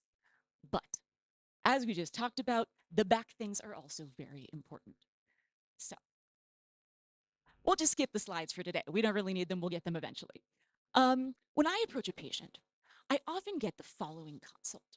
I have somebody call me. Sometimes it's a resident, sometimes it's somebody in the ED. And they say something like this. I have this patient, and they came in and they were kind of shocky. They were hypotensive. So I gave them a couple liters of fluid, and actually their blood pressure got worse. And actually their lactate got worse. So then I started them on some norepi, but now the norepi dose is escalating and their lactate's still getting worse. Please advise. What do you think? We've all been in that situation. We've all had that moment when we're like, what now? You know that book of poems, the Shel Silverstein one, the Where the Sidewalk Ends one? Yeah, we have that moment where you're like, I've done all the things. What other things are there that you want me to do? That moment. And me having that moment with so many patients was what convinced me that I need to learn to think about shock differently. Because if it was just one patient every now and then, I'd be like, "Mm, okay, that's just a one-off." It's a lot of the time. And I think the way that we were all taught to think about shock is insufficient. It's like that Einstein quote: everything should be as simple as possible, but no simpler. And I think that we've oversimplified shock. And now I even have a presenter. Lovely. So here we go. This is the patient that I'm talking about right here, this critical care consult. Hypotensive after you've done all the things. And we have this moment, this I've done all the things, what next? And when we have this moment, what do we do? What should we do when there's a complex clinical problem that we don't know how to solve? And I think that our first instinct is fancier technology. Maybe we just need a new advice that we can use. Sometimes more research. You know how every research article at the end is like, more research needs to be done. Maybe if we do that more research, we'll have the answer and really maybe actually take that research, put it together into a new guideline or algorithm. Now, why is it that we like more research, more technology, more algorithms? I think it has something to do with this. Another one of my favorite quotes in medicine: this illusory sense of the psychological security that we get from these precise tools. We have a paper that tells us what to do. We have a technology that gives us a number, or we literally have arrows that we can follow. We like that. What we don't like as much is the idea that what we actually need to do is think better. And I think we need to go beyond the traditional way that we were taught shock. How were we all taught shock? How did I used to teach shock? Categories. There's 4 categories of shock. You're hypovolemic, distributive, cardiogenic, and obstructive. And what that ends up having you do is be like, which shock box do I put my patient in, right? And that's what you're trying to figure out. Now, part of the problem with this model is that it doesn't give us a great way at the bedside to try and figure this out. So some bright person came up with this: our pipes pump tank. And what this really does for us is providing an ultrasound framework, an investigatory framework at the bedside for how we try and determine which category of shock our patient fits into. But we cannot forget that ultrasound is simply a tool for gathering data. And if all you can do with that data is put it in the same old boxes again, you haven't really gotten yourself very far. Now, one of the problems with this is increasingly we're beginning to understand that you cannot conflate the shock precipitant with the shock physiology. We used to think that septic shock was kind of synonymous with distributive shock, that in cardiogenic shock, they're supposed to be wet and cold and their extremities are cold and they're clamped down. Turns out, not so much. Turns out there's maybe a little more overlap than we thought. So this was a paper, one of my favorite papers recently, looking at right ventricular failure in patients with septic shock. And all these patients definitely had septic shock. Turned out about a third of them also had right ventricular failure. Who cares? Well, it also turned out it was clinically significant. Why? Because there was higher mortality in those patients. So is septic shock distributive shock? Is there also something about the heart in septic shock? What about this one? This study looked at a bunch of patients admitted to the CCU. The cardiologist had to admit them. And as we all know, it's hard to talk a cardiologist into admitting to the CCU. They're like, no, it's kind of a MICU thing. Maybe it's a CTICU thing. All these patients, they had to be convinced enough that it was a primary cardiac thing, primary cardiogenic shock, to go to the CCU. What did they find? About a third of those patients were positive for SIRS criteria. And again, significantly, it had a mortality implication. The patients in purportedly cardiogenic shock who are supposed to be vasoconstricted, in fact, not so much. In fact, a lot of them were positive for SIRS, and it had medical, clinically relevant implications. So that's one of the reasons that these 4 traditional categories of shock I just don't think are enough. But most importantly, they have management implications. Why? Because these 4 categories of shock dictate very specific management strategies. If we're in hypovolemic shock, we give volume. Distributive shock, we give pressors. Cardiogenic shock, we give inotropes. And obstructive shock, we decompress it. Similarly, our pipes pump tank does the same thing. We give pressors if we think it's a pipes problem. We give volume and inotropes if we think it's a pump or a tank problem. But this, right here, these different categories dictating specific management strategies is a problem. Why? Because this is where we end up here. We end up where the sidewalk ends. Why? Because once we've done those things, what now? What do we do next? And this is where I came to. We need to do next reframe our mental model of shock physiology. And as we just talked about, it's not about the map, it's about perfusion pressure. Now, the idea that we should think about shock as perfusion pressure, don't blow your mind. This is not a novel concept. I didn't come up with this just for this talk. This is how, if you've done a critical care fellowship, you're taught this. It's all about perfusion pressure. It's about the interactions between different pressures. Problem is that this idea hasn't quite caught on for a reason. And this is the reason. This is how I was taught this. And that's just not super functional at the bedside, it turns out. So what I'm going to try and do here is not so much come up with a novel model for shock, that it's about perfusion pressure. Yes, we know that. Rather, we'd like to go through a process of what I call advanced simplification, where we take this knowledge that we have and actually make it functional for daily use. The way that we are going to do that for shock is step number one. As we talked about yesterday, we really have to embrace the fact shock is not about hypotension, it's about hypoperfusion. And it's tissue perfusion that we care about, and that is where the magic happens. Now, as we also talked about, we're really into blood pressure. Despite knowing that it's tissue perfusion that matters, what do we actually talk about? What do we care about on a daily basis? Blood pressure. Now, partially that's because we can measure it, we like to measure it, but I think that our blood pressure obsession runs deeper than that. And it runs into the fact that humans, by nature, are very forward-centric creatures. If you don't know this, think about what you just got told on the plane. You got told the nearest exit may be behind you. Now, this seems obvious, right? Why do they feel the need to announce this? Because humans are naturally very forward-centric. And what that means in terms of our hemodynamic worldview is our forward centricness makes us very map centric and very LVEF centric. But does this really matter when we're thinking about this? Because, the forward pressure is not what really matters. The problem is that if all you're thinking about is the forward pressure, yes, that's a component of the system, but if that's all you focus on, you're missing the rest of what turns out to be a very complex system. It's like this. Let's say you have a big boulder, and I'm trying to push the boulder forward. And I'm pushing and I'm pushing, and I'm like, it's not going anywhere. Why isn't it moving anywhere? Maybe I just need to push harder. Until I realize there's actually another dude on the other side who's pushing back against me. And rather than pushing forward harder, I could be like, buddy, can you just stop doing that, please? And this, functionally, is where we get to, where we got to in the last talk. It's about perfusion pressure. It's about the forward pressure minus the back pressure, or physiologically, the MAP minus the CVP. But why don't we care about that? I think partially it's because we're like, well, but the forward pressure, relatively speaking, is so much higher than the back pressure. The back pressure is negligible relative to that forward pressure, so I don't care. But you should care. Why? To understand why you care about this, we need to go back to a diagram that I learned in med school, promptly forgot because I was like, this isn't useful. Turned out it was. This is a diagram that looks at the various levels of the circulatory system, starting at the aorta, going all the way down through the capillaries to the vena cava. And what it does is it looks at the pressure at various points in the circulatory system, and it maps us out for this. Now, recall that what we actually care about is right here in the capillaries. That is where the magic happens. That is where the tissue perfusion happens.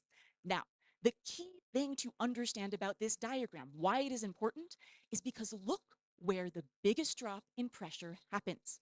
Right before the magic happens, right before the tissue perfusion happens. So we're used to thinking about our forward pressures as somewhere up here, those nice pressures we have in the aorta. But wait a minute, that is not actually the forward pressure driving our pressure gradient through the capillaries. That actually is more down here. And now when you're looking at, oh, wait a minute, that is the forward pressure immediately before the magic happens, all of a sudden, it's not that negligible compared to the back pressure. And so really, rather than looking like this, it probably kind of looks more like this. And so instead of all being super, super focused on forward pressure, maybe we get excited a little bit about back pressure. So this allows us to ask some interesting clinical questions like, is it that we have insufficient forward pressure, or maybe we have excessive back pressure? Now, there's another pressure we need to talk about here that turns out to also be important, and that is our external pressure, our third pressure. So let's say that we have our rock. I'm trying to push it forward. This other guy's trying to push it back. I'm having a really hard time pushing it forward. I talked to this other guy to be like, can you just back off a little bit? But I still can't push it forward. Well, turns out there's a third guy who's sitting on top of my rock and he's a big fat guy. And now I'm like, okay, well, of course I can't push it forward. So maybe instead of pushing harder, I need to be like, can you just get off my rock, everybody? This is our forward, backward, and external pressures. Now, functionally, what do we mean by external pressures? Well, often they're really, really obvious. We all know this. Why? Because often when our external pressure shows up, it is lit up, it is obvious, we can't miss it. It's this: tension pneumothorax and cardiac tamponade. We're all highly familiar with these things. Why? Because you can't miss them. Now, think about it. If your patient has tension pneumothorax or cardiac tamponade, what do? You're not like, oh, I better push forward harder. You're not like, oh, I better give pressors or volume. You're like, oh, I got to get rid of that external pressure. Now, this is when it's obvious, but less obvious, tiny but mighty. There's something else. There's another external pressure that we don't think a lot about, but matters. And that is tissue hydrostatic pressure. And if we're thinking about the fact that the level of the capillaries, where that magic happens, our forward pressure is more like what, 20? Our back pressure is maybe 8, and that is the magnitude of pressures we're talking about. Now, all of a sudden, tissue hydrostatic pressure, relative in magnitude to those other two pressures, actually kind of matters. So, these are our three pressures. This is the advanced simplification framework that I like to use to think about shock. But how do we bring this to the bedside? Because understanding these three competing pressures, these are the building blocks. In order to take this to the bedside and to functionally use it to know what's going on with my patient, what we need to do is a little more complicated. What we need to do is we need to create a map, whether it's a mental map or sometimes I'll even just write this down and create a physical map of the circulatory system. And on that map, we then map the physiology of our forward, backward, and external pressures. Now, if you're taking a picture of this, there's also a diagram of this on the website that I have, and so you can just look at it there. But my goal in this talk is not to talk through everything on this diagram, because what you actually need to do, taking hours by yourself at home, is to go through the physiology of each of these pieces. If you go and look at my website, there's actually a lecture that goes through the detailed physiology here. But the thing that I want you to take home from this lecture is the following. What this really is an organizational system. What this provides you with is a closet, so to speak, a framework for organizing the different pieces of data you obtain from your patient. And rather than trying to take that data and say, okay, I'm going to stuff all of this data into a single box, the idea is to use this framework to organize your data, to understand what are the different factors contributing to hypoperfusion in my patient. And then what you can do is you can sit down and say for Mr. Doe right here, we can map out all the data on this framework to be like, okay, what does this look like for my patient? And most importantly, what can we do next? We can now use this to inform us about various different management strategies, some of which are not obvious. Now, it's kind of like anything else. Once you get used to doing this, often you can kind of do it in your head. But if I have a complicated patient, like actually the shift before I left for this conference, if you have a complicated patient, I'll just write it down. This is the most recent one of these that I wrote down at the bedside. I had this super sick patient in the SICU, and my handwriting is kind of messy, apologies, but I had this super sick patient, and I was like, I'm doing everything, I'm doing all the things, why are they not getting better? And I can sit down, map it out, and this is an evolving map. Because our patients are allowed to have more than one thing wrong with them. They're allowed to develop more than one thing wrong with them. And once I've drawn this map, I can now let it evolve. I can let it suggest new things I need to do, and I use it as a checklist for things maybe I need to rule out. Now, is this easy? No. This takes an investment of time and thought. But unlike this, I find that it's actually functional at the bedside.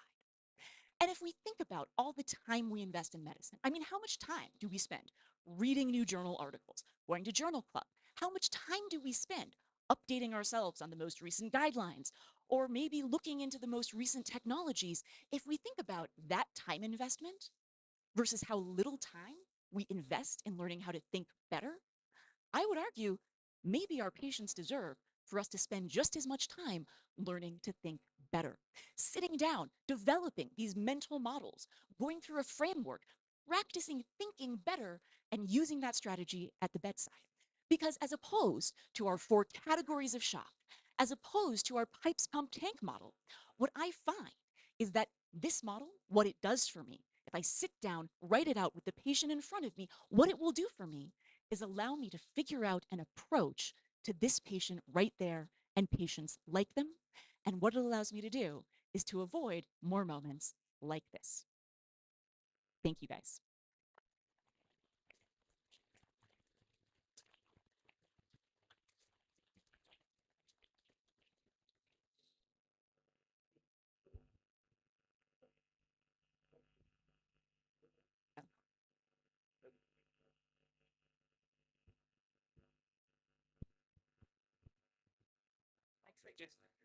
Any questions from the audience?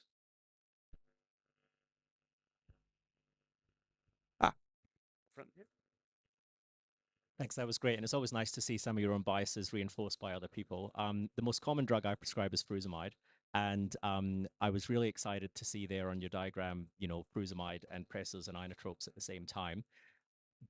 How do you get around the inevitable people who will question this and say, hang on, you're crazy, what are you doing? You know, they're you know, interested to hear about the challenges involved in transitioning to this model from people who are very dogmatically fixed on the other models. Yeah, it's actually really hard.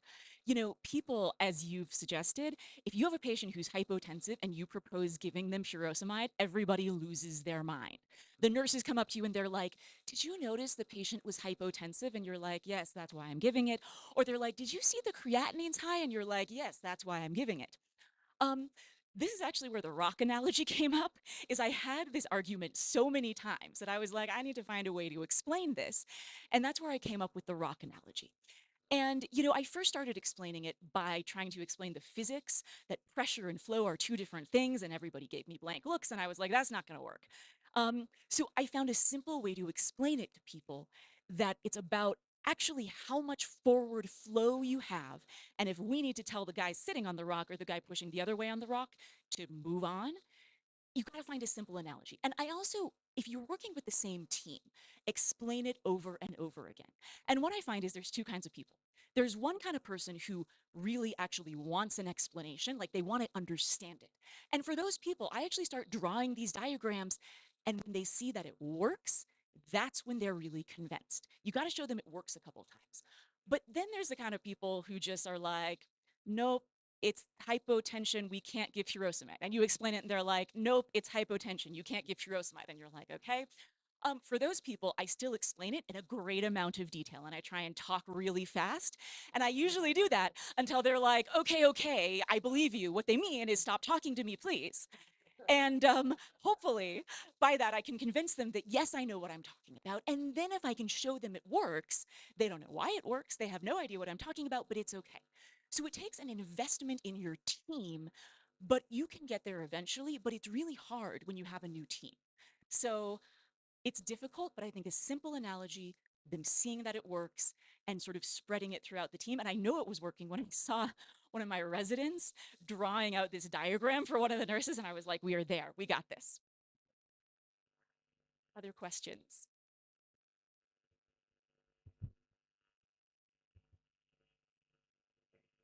I have to say, I do use the talking fast at people, hoping that they will let me get away with it. But then my wife tells me to shut up. So, Yeah, okay, that's fair enough. Do not try this. it doesn't seem to work.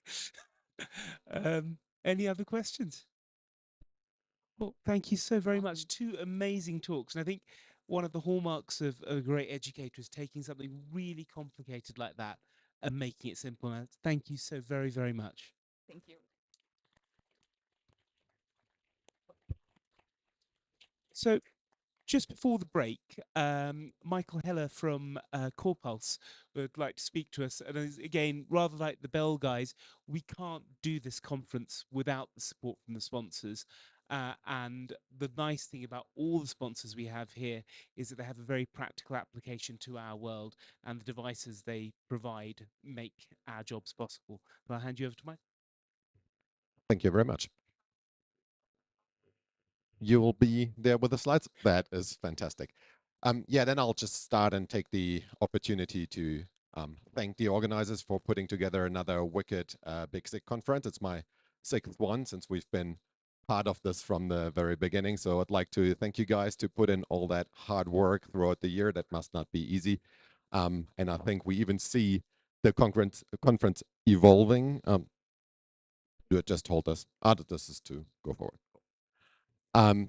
Yeah, and I mean, it's fantastic. We even see the improvements with organization and so on. So great work. Although I must admit, I miss Oliver a little bit because I was finally prepared to do the morning run this year. It took me 6 years to bring up the courage and bring running shoes to go running at 5 o'clock in the morning at -10 degrees. But such a bummer that I have to wait another year to do that. Yeah, as the first slide or the first topic, I thought yesterday that we should probably say a few words around double sequential external defibrillation, since it's been brought up so many times. And now, since David already introduced you to schematics of capacitors and defibrillators, I feel even more encouraged to mention terminology that we are usually more used to around electrical engineering. Naturally, I'm a big supporter of using 2 defibrillators. Why don't we just use more? I mean, that's the group and the people here in the room. So just go ahead. If anybody wants to start a trial, let's see whether 3 or 4 or 5 are even better. In my perfect world, every ambulance needs 2, and I think a helicopter could probably have 3. Why not? But I mean, on the other hand, it's fantastic data that we see. Obviously, there are certain questions whether there were enough patients enrolled and whether everybody was in the same group. But I think it's fantastic to see that there is probably room for massive improvement, whilst we're usually used to like 0 point some percent to see really, really big numbers here. So it's worth looking further into it. And that's something that we have done as well. So we've done our part. So we used 2 of our defibrillators and done thousands of shocks. And one thing that we can say from our perspective, you don't at least have to be afraid that you damage anything. Defibrillators are safe. You can put several on a patient. You can shock. They should not get damaged. That, of course, accounts if you use 2 of ours. Generally, all modern defibrillators should be insulated up to 5,000 volts, so nothing should happen. There's nevertheless one thing that also was brought up before, and that is the impedance. Different devices use different measurements for impedance. So if you put 2 different defibrillators on a patient, those impedance measurements might interfere with each other, and then the capacitor might not get charged to the level where you want it to be. This doesn't necessarily have to happen, but it's just one thing to keep in mind if you were to mix manufacturers on one patient. Discharging a capacitor is one more thing, and since we already learned about voltages before, I even saw like the size of a capacitor before with 32 microfarad. I will not go too much into detail, but there's one thing, and this is something where I want to pick up on something that Sara said yesterday about her residents substituting volume in a shock patient. She said that she has a certain face when people bring up that idea. I might have a similar face when people bring up Joule. Joule is not a really optimal way on describing a defibrillation impulse, since it is a measurement over time. I quite often compare it to licking a 9-volt battery. So if you go down to, I don't know what they have here, probably Migros, Home Depot. If you go down and buy yourself a 9-volt battery and lick it for 5 minutes, you have given yourself an impulse of 300 joules. You might have done several things and your tongue might feel really weird, but you've definitely not defibrillated yourself. So keep this in mind. Joule is not the ideal way on measuring a defibrillation impulse. I think it's way more advantageous if we look at volts to overcome the transthoracic impedance, and then look at current as the active ingredient. Again, referring back to David's slides, we saw when people actually felt something that on the y-axis of that diagram, we saw milliamps. We all know that from cardiac pacing and so on. So this should be what we are looking out for. If you have any further questions around that, please feel free to come and chat to us. But I just wanted to put that in front of what I actually wanted to talk about. And one more thing, we've also heard that vector change and stuff around that might be important, might not be important. One recommendation, because we have this discussion so often with customers, if you can take a picture of the patient or of the scene, then in the end, we don't have to guess where the pads were, because whilst vector change might not be it, probably also the initial pad placement isn't ideal. So if you can do that, use your smartphone, use a possibility to take a picture so that we can see in the end where the pads actually were. The smartphone, that's actually the bridge about what I wanted to talk about, and I'll make that really, really quick because I wanted to just give you a quick idea of where we're heading with telemedicine. During the pandemic, we've all learned how much we can do digitally online from a distance. We've now all become experts on how we set up our cameras on our devices. We know that we mute ourselves if we're not talking, and we unmute ourselves before we start talking. So with all those skills, we are ready to implement this technology into patient care. And I'm not standing up here to tell you that we have the best telemedicine solution in the world. Of course we do, but my opinion might be slightly biased. So I didn't have the disclaimer slide, but yeah, what I wanted to talk to you about is just to think outside the box a little bit, because if we look at a picture like this, we see here the traditional gear that's being used in, yeah, it's the slide that I was thinking it would be, the traditional gear that's being used like in a standard cardiac case, but we also see that they are using a smartphone.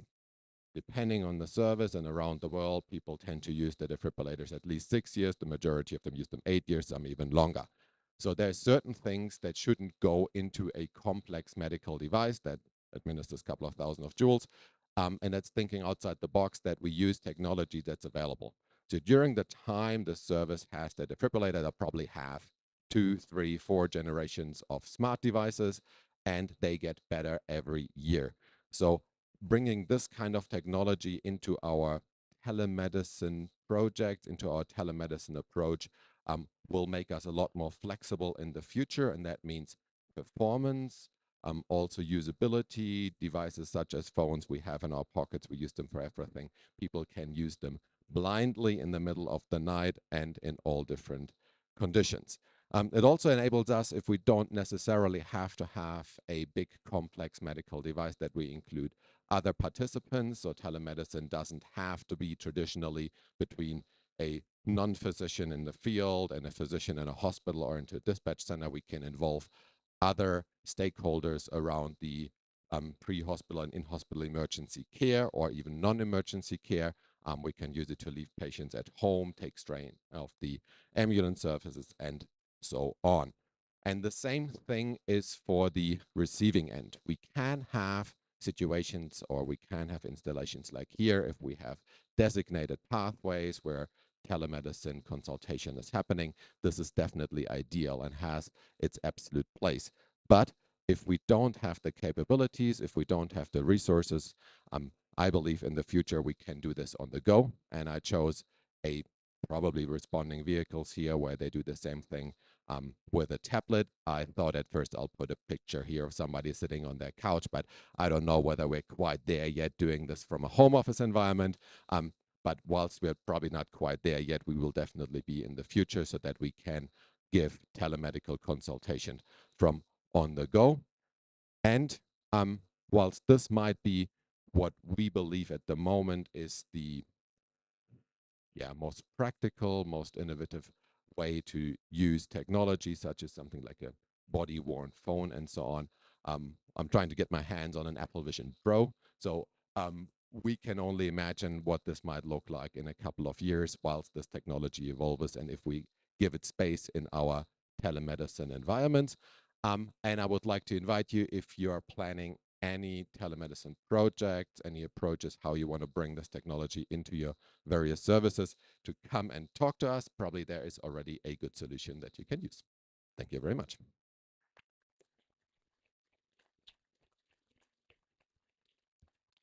Thank you very much. So we will start back in half an hour at 10:30. Feel free to get a coffee and don't forget to sign up if you want to do the ATAC simulation in the afternoon. It's down by the intersurgical stand.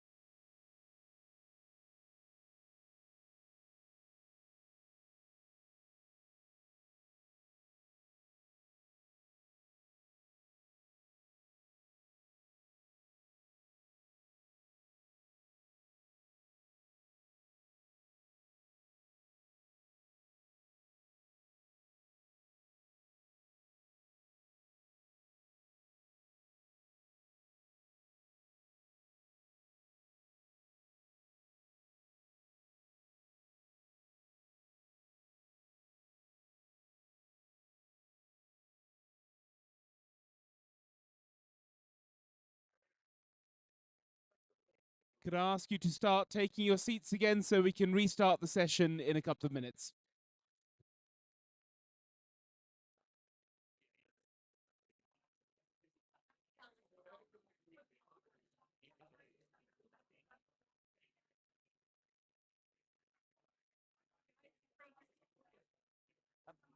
Enough people signed up? Yeah. Oh, you're okay, fine. She'll tell.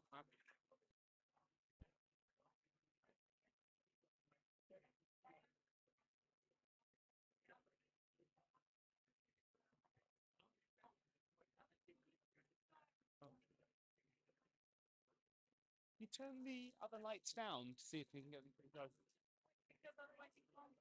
Oh, I see. Okay, could I ask you to take your seats again? We're going to restart shortly.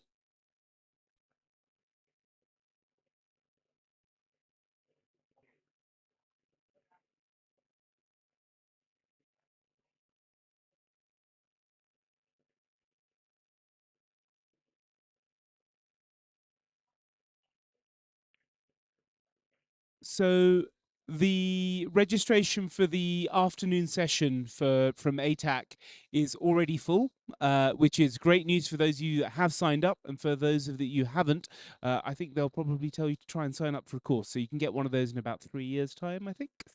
It's a bit like getting a ticket for this. Um, so, we're going to kick off the second part of the morning session now. And we're going to stay on the theme of resuscitation and circulation, be a little bit more practical about the applications of what we do, but also how we train to do those applications. And so the first part of the session is going to be Chris, who I'll introduce in a second. And the second half of the session is going to be a joint talk from Mark, Forrest, and Hutch, talking about how they train in ATAC. But again, more on that later. So to kick us off, we've got Chris Yap, who's an incredibly experienced and well-known speaker. He's an EM consultant in Sheffield at the Major Trauma Centre there, and he's a POCUS aficionado. Last time I chatted to him, we were setting up, or well, I say we were setting up, he was setting up, helping with POCUS training in Ukraine, and he's a well-known international authority on POCUS. So it's a pleasure to invite him to stage to talk to us about POCUS in resus. Thank you, John.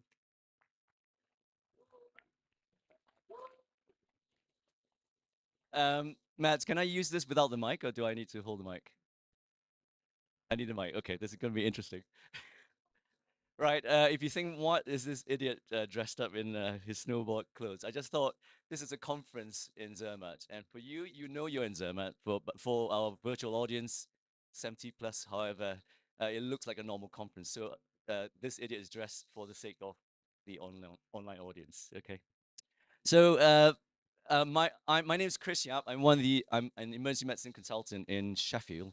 A lot of people always wonder, where in the world is Sheffield? Sheffield is in the north of England. I always have to say it's about 2 hours by train from London, and roughly the same latitude as Manchester. Okay, it's a beautiful city. I work in an adult-only emergency department, and we are a major trauma center for the region.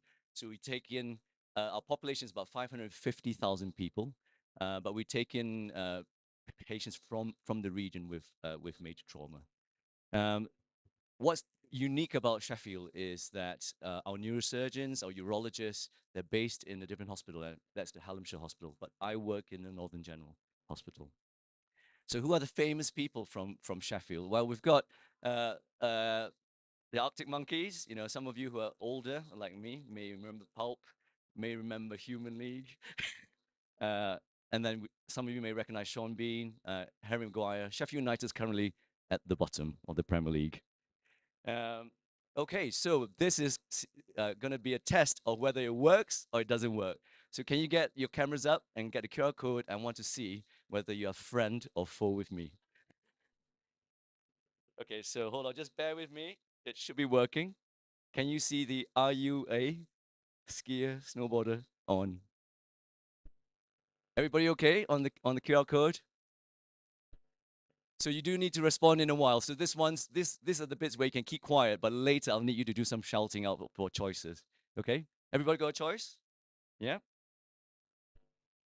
Okay. Few more seconds for the QR code, and then can we triple finger? Let's see whether this works. Let's see whether this works. Yes. Okay, good. So I'm not alone. And there's 6% of you who don't like snow. So if you're in the audience and you don't like snow, maybe you should find somewhere else to go to. Okay, so my next question will be, can we switch to?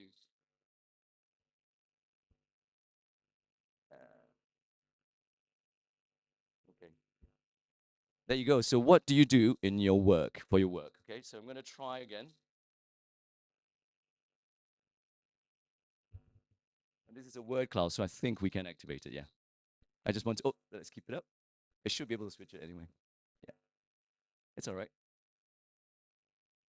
9 of you. It just gives me an idea, okay, of what you do.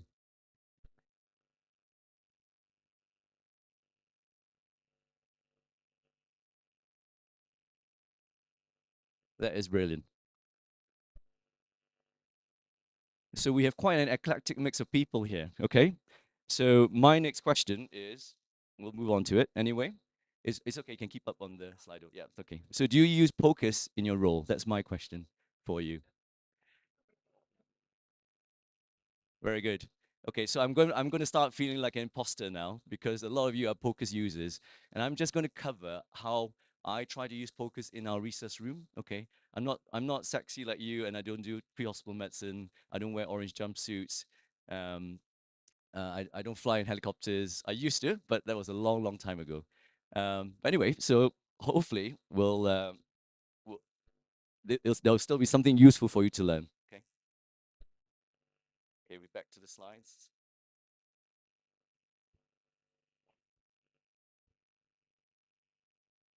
And okay, so that was the question. So I want to cover some basics first.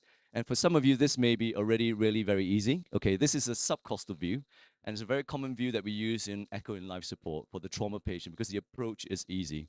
And this is a normal heart on the right side. Okay, the clever ones among you may find something wrong, but this is a normal beating heart, and we want to know this is a beating heart. Okay, and we use the liver, and if you want to look for free fluid, then I'll show you in a while what free fluid looks like. So can anyone tell me, this is the bit where you need to do a bit of shouting. What is wrong with this picture? Excellent. Very good. So first principle for ultrasound is free fluid is black, right? So very important principle, okay? So on the left, I just want to show you that all these scans are not just done by me. The show is not just shows. It's not just about me. The scan on the left is done by a trainee. So I do a bit of supervision with my trainees, 1-to-1, 3 hours every 3 months for them. So what some basic principles are, remember I said black is fluid. So this is someone with a pericardial effusion. It's one of our patients. The one at the bottom is a pleural effusion. And the important thing to distinguish is this thing called the descending aorta, okay? If fluid sits anterior to the descending aorta, that's a pericardial effusion. If fluid goes behind, then that's a pleural effusion. There's also other things that we look at, very simple. I'm a really very simple person because that's why I do EM. Like we call it the rule of thirds, okay? So basically you look at this, 1, 2, 3. And roughly, they're about the same. They should be about the same size, okay? I'm not Felix, so I'm not a cardiologist, so he'll be able to tell you specifically for age and sex, there's a bit of variation, okay? But my eyes are getting older, so all I can see is roughly they're about the same, and that's good enough for me, okay? Okay, so lung ultrasound. So we use this you can use this in trauma, you can use this in your medical patient, okay? So this one is just a basic slide showing to you what we talk about lung sliding. A lot of you may have heard about this. And this is a normal lung with normal lung sliding, okay? This is a right upper quadrant view and a left upper quadrant view, and I'm trying to show you a normal scan as well. Where we got the liver, diaphragm, mirror image artifact, and remember what color or what should fluid look like? Fantastic, so there's nothing black there, okay? Diaphragm, spleen, no black, no black. So hopefully that's normal, okay? Right. So, are there any pitfalls with POCUS? The answer is yes, and that's why the uptake of POCUS is an issue. There are lots of barriers. This is a study done by Hamid Shakuhi, Andrew Litapolo in Massachusetts, in Boston. They're a great set of guys. They run an amazing fellowship program for ultrasound. So they did a study, a retrospective survey of M&M cases over a period of 12 months. And this chart is really interesting. So sometimes you might get drawn towards the right, where it talks about cases where POCUS had not been performed, but if it had been used, it might have prevented M&M. And that's what they conclude in their summary, okay? That 33% of patients may have benefited from POCUS, right? But actually, I think what's important is to look at this side, where POCUS was performed, and when it was used, it may have contributed to M&M. So it's about 7 cases, and very good of them. They broke down those 7 cases, okay? And yes, there's lots of things to read, but I'm just going to summarize. And basically, the summary is what this guy has said, okay? And the summary is, if you don't use it well, you don't interpret it well, you don't apply it well, you're going to get it wrong. Okay, so it highlights the importance when you do POCUS about training. So it's not just about doing a course, and we always talk about we talk about finding a co-pilot once you start learning POCUS. Always find, who wants to be a millionaire? Always have someone to ring, someone to ask the audience for help. So it's very important with POCUS because oftentimes we can't always get it right. Okay. Okay, this is the next bit of my bit where it's going to be interactive, where I need you to shout out. So there are 9 cases here. John's going to tell me when I run out of time. All right. So we may not be able to get through these 9 cases. I tried to bring in a bit of winter and a bit of snow stuff. Okay, relevant to. But I can tell you, like for example, bottom left. We're just going slightly off piece from the research room. Okay, so it's a bit cryptic. Tension is about tension pneumothorax. But I thought put a DIN setting, even though I'm not a skier. The cautions about trees don't move, it's just about something that didn't move, okay? And the bottom right is me trying to climb up, but I'm in crouched all 4 positions. And the case is actually about a woman that was crouched, okay? But I just thought I'll just show myself crouched on 4 first. So I'll leave it to the audience now. You can choose a case, tell me, and then we'll get through it. Anyone shout out something? Hateful eight. Okay, anybody heard about the hateful eight before? Yeah, it's sign of badness, basically. A patient who looks a bit pale, a bit clammy, getting a bit confused. Blood pressure can be unrecordable, will be a bit low. Heart rate is unreliable, okay? So we had a trauma call, and it was my South African colleague who was leading the trauma. And because he led the trauma, I was free to do the primary survey with the ultrasound machine. So the story was single stab wound to the chest, and he was able to converse, but he was clammy, and his blood pressure wasn't the best for a young man. So the first thing I did was, because of the site of where it was, I did a lung ultrasound, which I haven't got it here, but effectively it was normal. There was sliding in his lung. So I thought, oh, that's a surprise. So let's go and do a subcostal view, and this is his subcostal view. And you can see, because I did it, the image is crap, okay? But what can you see? What's important is, you can see here, whoops, sorry guys. Yeah, you can see that there's free fluid there, okay? Happy with that? That there's a pericardial effusion, a very large pericardial effusion, okay? And in fact, it's showing signs of tamponade. I've shown a normal heart on the right side of the screen, and on the left is that same patient, okay? So this is his personal long axis view, and anteriorly over the front, if I can get this to work, a dot there. Nope. Anyway, this patient went to cardiothoracic theaters in just under 9 minutes. Okay. The nurse got so excited how quickly we got. She took this picture and she put it on Twitter. So we had to tell her to take it down. We had to tell her to take it down immediately because it wasn't appropriate for that time. Okay. Right. Right. Oops. No.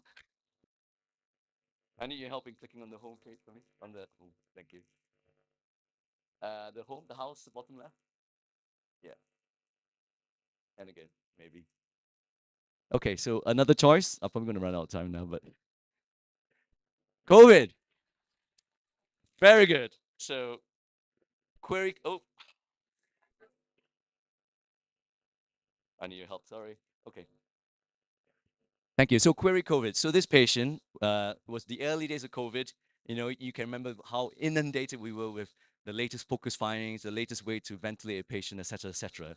So this was a 33-year-old man of African origin, Black African origin, and he was breathless for 3 days. Okay, so he came to the dirty area of our research where we think the patients were had COVID. He was unable to lie on his back, so he was sat forward, really like, you know, almost like a tripod position. So he was the first time I did an echo with someone in a tripod position. His blood pressure, interestingly, was 240, above 240, and this was his lung ultrasound to right and on his left. For those of you who know what ultrasound looks like, you can see that there's lots of what we call B lines, and then there's free fluid here, and there's free fluid there. Okay, so it's black. So this chap had quite a lot of pleural effusions, and he had pulmonary edema. Okay. This is his heart. So this, hopefully, let's see whether we can get this to work. Let's try the question. What abnormalities do you see?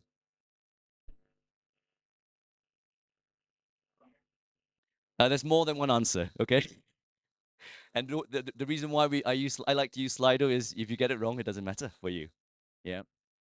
I'm not going to stop you from going up to the ski slope. So if we can switch the answer, thank you.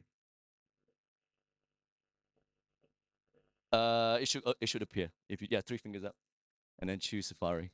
Yeah, it's okay. Fantastic. So everybody's right. So he's got impaired LV function. It's mild, but he's got impaired LV function. He does have an enlarged left atrium. He's got LVH, and he has a pericardial effusion. So well done, everybody. Okay.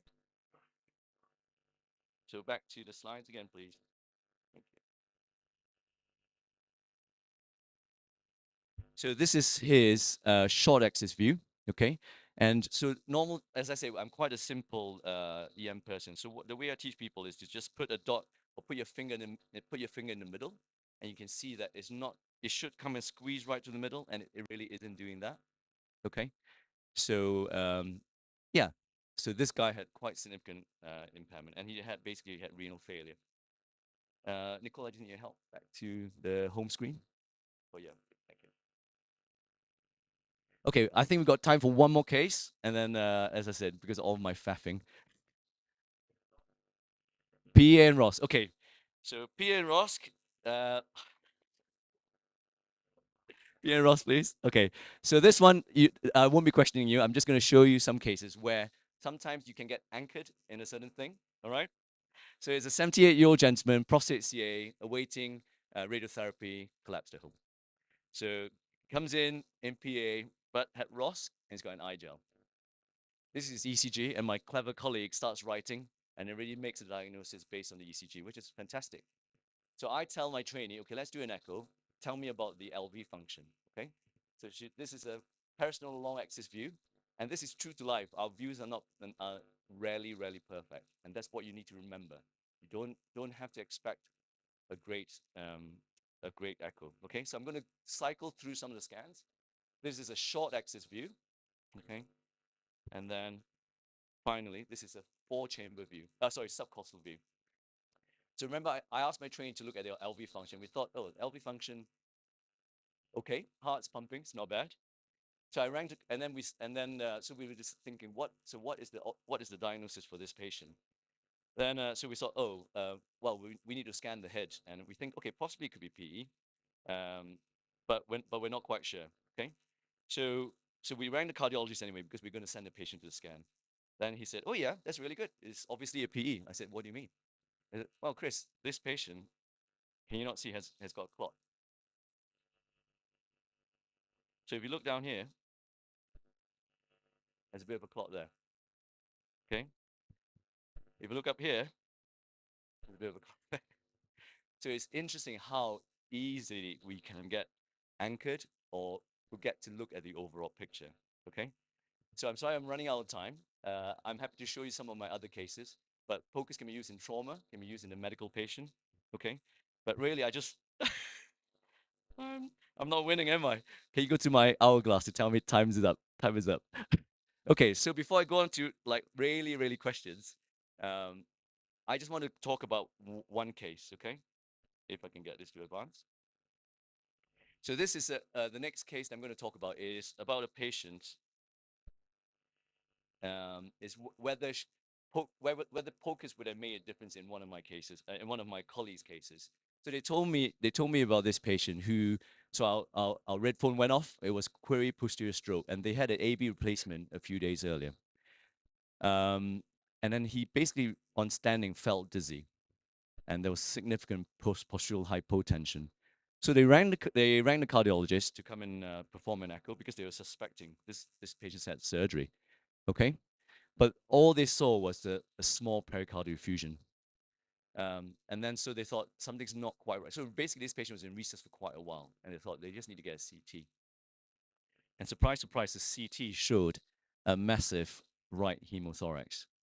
So this was a patient who was shocked, and if we had applied, some simple POCUS shock ultrasound, we probably could have identified the hemothorax a lot earlier. So sometimes, even in my center, it's a challenge for me to try and educate people to use ultrasound. It takes lots of practice, practice, but it also takes somebody to guide you and correct you when you get it wrong. But in the end, it will save you time. Okay. But what are the barriers? What are the barriers to learning? So there is a paper produced by a North American group of internal physicians, and they talked about basically in summary what the barriers is: a lack of a device, lack of training, lack of supervision, lack of time, and lack of quality assurance. So if you're a POCUS lead or you have an interest in ultrasound and you want to educate, these are the barriers that you probably have to just break down, identify, and try to get over. So what do I do for myself? In our department, we managed to bid for 3 machines. In terms of training, I run an online monthly POCUS club, which you're all welcome to attend. And I'll put up a QR code to my Twitter page and my Instagram handle, and I'll explain that a little bit more. Supervision I provide, as I said, I get protected time from my boss has allowed me to have protected time to supervise my trainees 1-to-1, 3 hours every 3 months. Okay, and it works for them. So that, in terms of lack of time, if you don't have time to go in, so I call it reverse engineering. If you know someone's got a pneumothorax on the chest X-ray, then put a probe on to see what absent lung sliding looks like. If you know someone's got ascites, put a probe on, then you know what free fluid looks like. Okay. Quality assurance, and that's the hardest thing, having the time to review the scans. So that's my weak point at the moment. I've got colleagues in London, around the country, who are excellent. They run image review sessions. They have protected time to review the scans. In fact, a colleague in London called Ashley Matthews, he now reviews about 70% of his patients, of his scans that are done in his department. So with that, I thank you. Thank you for inviting me. Twitter is where I put most of the ultrasound stuff. Instagram is mostly my snowboarding, but when I run POCUS clubs, I will advertise both on Instagram and as well as Twitter. And my YouTube channel is just a new channel, and I have some bits about blogs and some talks from our POCUS club.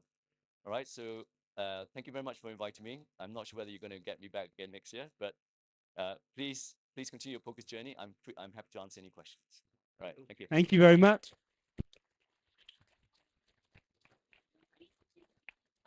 Thank you. It was incredibly illuminating. I have to say, when I do POCUS, it's more like when you're behind a snowboard and you just see that big poof of snow. Nothing is really clear for me.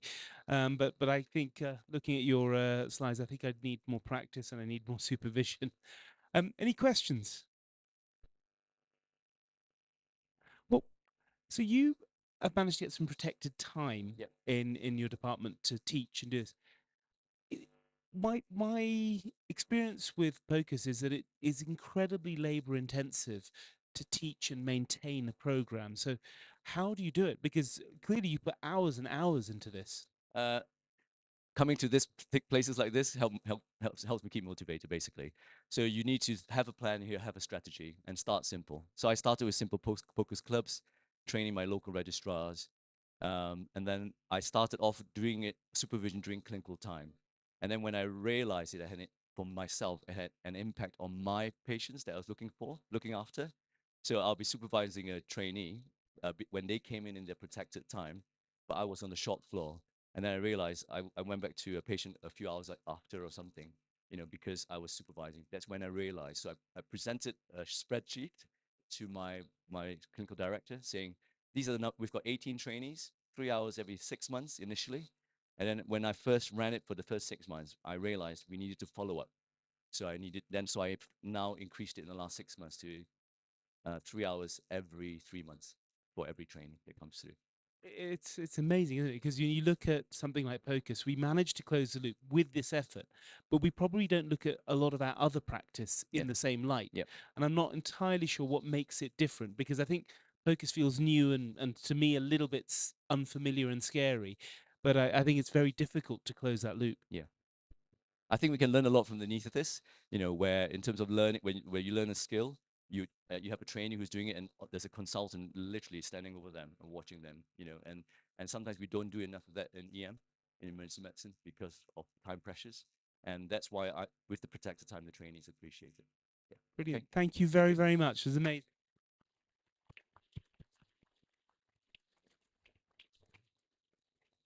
So, staying on the theme of training and how we acquire skills and how we teach one another, I know there are some of you in the room that have been on an ATAC course, some of you that have heard of it, and some of you that won't have heard of it. Now, my experience, I've never been on an ATAC course, but many of my trainees have been on them. Many of my trainees want to go on them. And it seems to bring some sort of religious conversion in them. Now, I know we were saying that we miss Ollie. I shouldn't talk about cults and things, so I won't.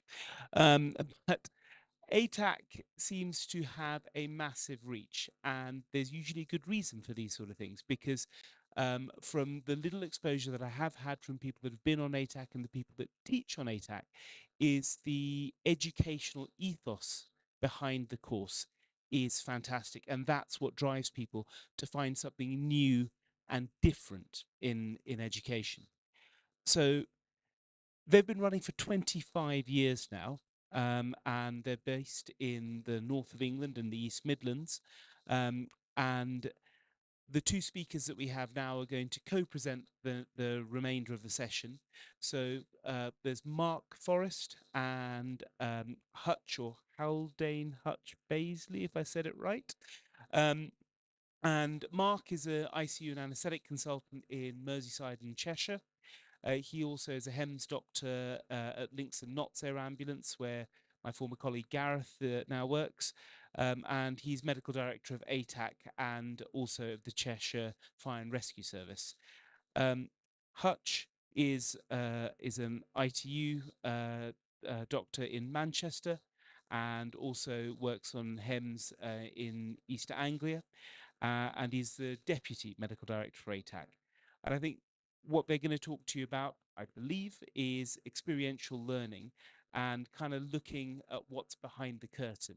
Because I've seen the magic of Oz, of people coming back and saying that this is an amazing yellow brick road they've been down and amazing things they've seen. But now we're going to hear a little bit about what is behind that curtain.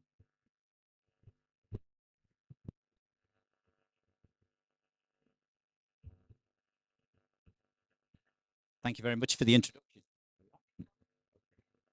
Okay, we're going to get our steps in today, I think. So we'll do our best. Yeah, okay. We thought about doing something more dance-like, but that was fraught with terror. So thank you very much. We're absolutely delighted here to be speaking to all of you and to be at this conference. It's our kind of conference, and you're certainly our kind of people. Attac, yeah, ATAC, whichever you prefer. Anesthesia, trauma, and critical care. It's a course, and you might think, well, I just come talking about a course. Well, hopefully that's what we're going to explain to you. We've called our lecture Experience Learning, and as John very nicely described for someone who hasn't been, impressive, we like to think that we take the people who come on our course on a bit more of a journey. That journey is what we're going to try to give you a snapshot of now. And what it involves is trying to achieve something deeper than just learning skills and procedures. trying to achieve deep understanding of those skills and procedures, and trying to achieve learning about oneself and one's skills around interacting with others in order to be able to implement those skills and procedures in the most adverse of circumstances. So that's what experienced learning means to us in a couple of sentences. And thank you for having us to hopefully explain that in a bit more detail now. You set the bar high there. Let's not disappoint. Okay, so many moons ago, I was a very excited ATLS instructor, and I was out there teaching ATLS, and for a while, I really enjoyed it. But that was a long time ago, and quite quickly, I started to get frustrated. We're in the UK; it's very Americanized. It was very surgically biased at the time. It was also quite out of date and not really, as I'm sure most of you would agree, advanced. And so I was inspired to do something more, and then I was pushed to do something more by our Mersey School of Anaesthesia. They asked for a new course that we could just start. And at the time, a long time ago, back in 1998, it didn't look that different to ATLS on paper. It was small. There was only 12 candidates. There was actually 6 faculty. Most of them were anaesthetists, but we're very multidisciplinary, and we've always been multidisciplinary. And it started small. It just started largely in hospital based, and the pre-hospital was more about theories. But we were up to date as we possibly could be. And that's where we wanted to start, and that's where we wanted to continue. And finally, the only pre-hospital bit we really did, we went and spent an afternoon at one of the local fire stations and stood in the cold and watched them cut up a car. And that was it, really. 25 years later, some things have stayed the same, many things have evolved. The course is now a huge machine. We run at least 4 of them per year. We take 56 candidates on each course with about 30 instructors and a large operational support team of between 8 and 10 people. Everything that the teams do is hands-on, interactive. There's no standing and watching. There's no indoor classrooms. There's very little kind of tutorials and things like that. And you'll hear more about our education and learning methods later on. John described very nicely the reach that Attac has, and we're really honoured to have achieved that degree of reach. We look at our I shouldn't really call them candidates, delegates perhaps is a better word, attendees. We look at the list and we are absolutely dumbfounded by the quality of people that choose to come and attend our training. They wait sometimes 2 or 3 years for a place.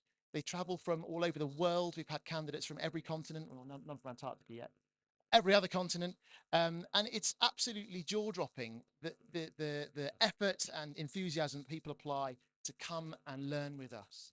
So that's a taste of the evolution that the last 25 years has brought. Some recent developments: we were accredited by the Royal College of Surgeons London as a fully Royal College accredited education centre, and the Attac group is our parent group that it's headquartered in the northwest of England, and that is the umbrella organisation that runs a large number of other courses too and powers the Attac course. So in terms of other courses, we've had many approaches from primarily emergency services and other industries. And quite quickly we grew downwards rather than upwards. And we grew right down to a first aid level. We have our own way of teaching first aid and delivering first aid. Then we have emergency services courses, our BTAC, our ATAC, and we go all the way through to Attac in our integrated emergency care program. And you can run seamlessly through that. And they look very similar in their delivery, but obviously similar methods, but obviously the content is ultimately more advanced as we move through. For those who want more, we've got the diploma and the fellowship. I'll come back onto that later. But we've also got spin-off courses. We've got a police firearms tactical version of ATAC, D13. We've got our NTAC course, which is a dedicated nurse trauma course written by our nurses for our nurses. And that's growing increasingly popular for many UK major trauma centres and TUs.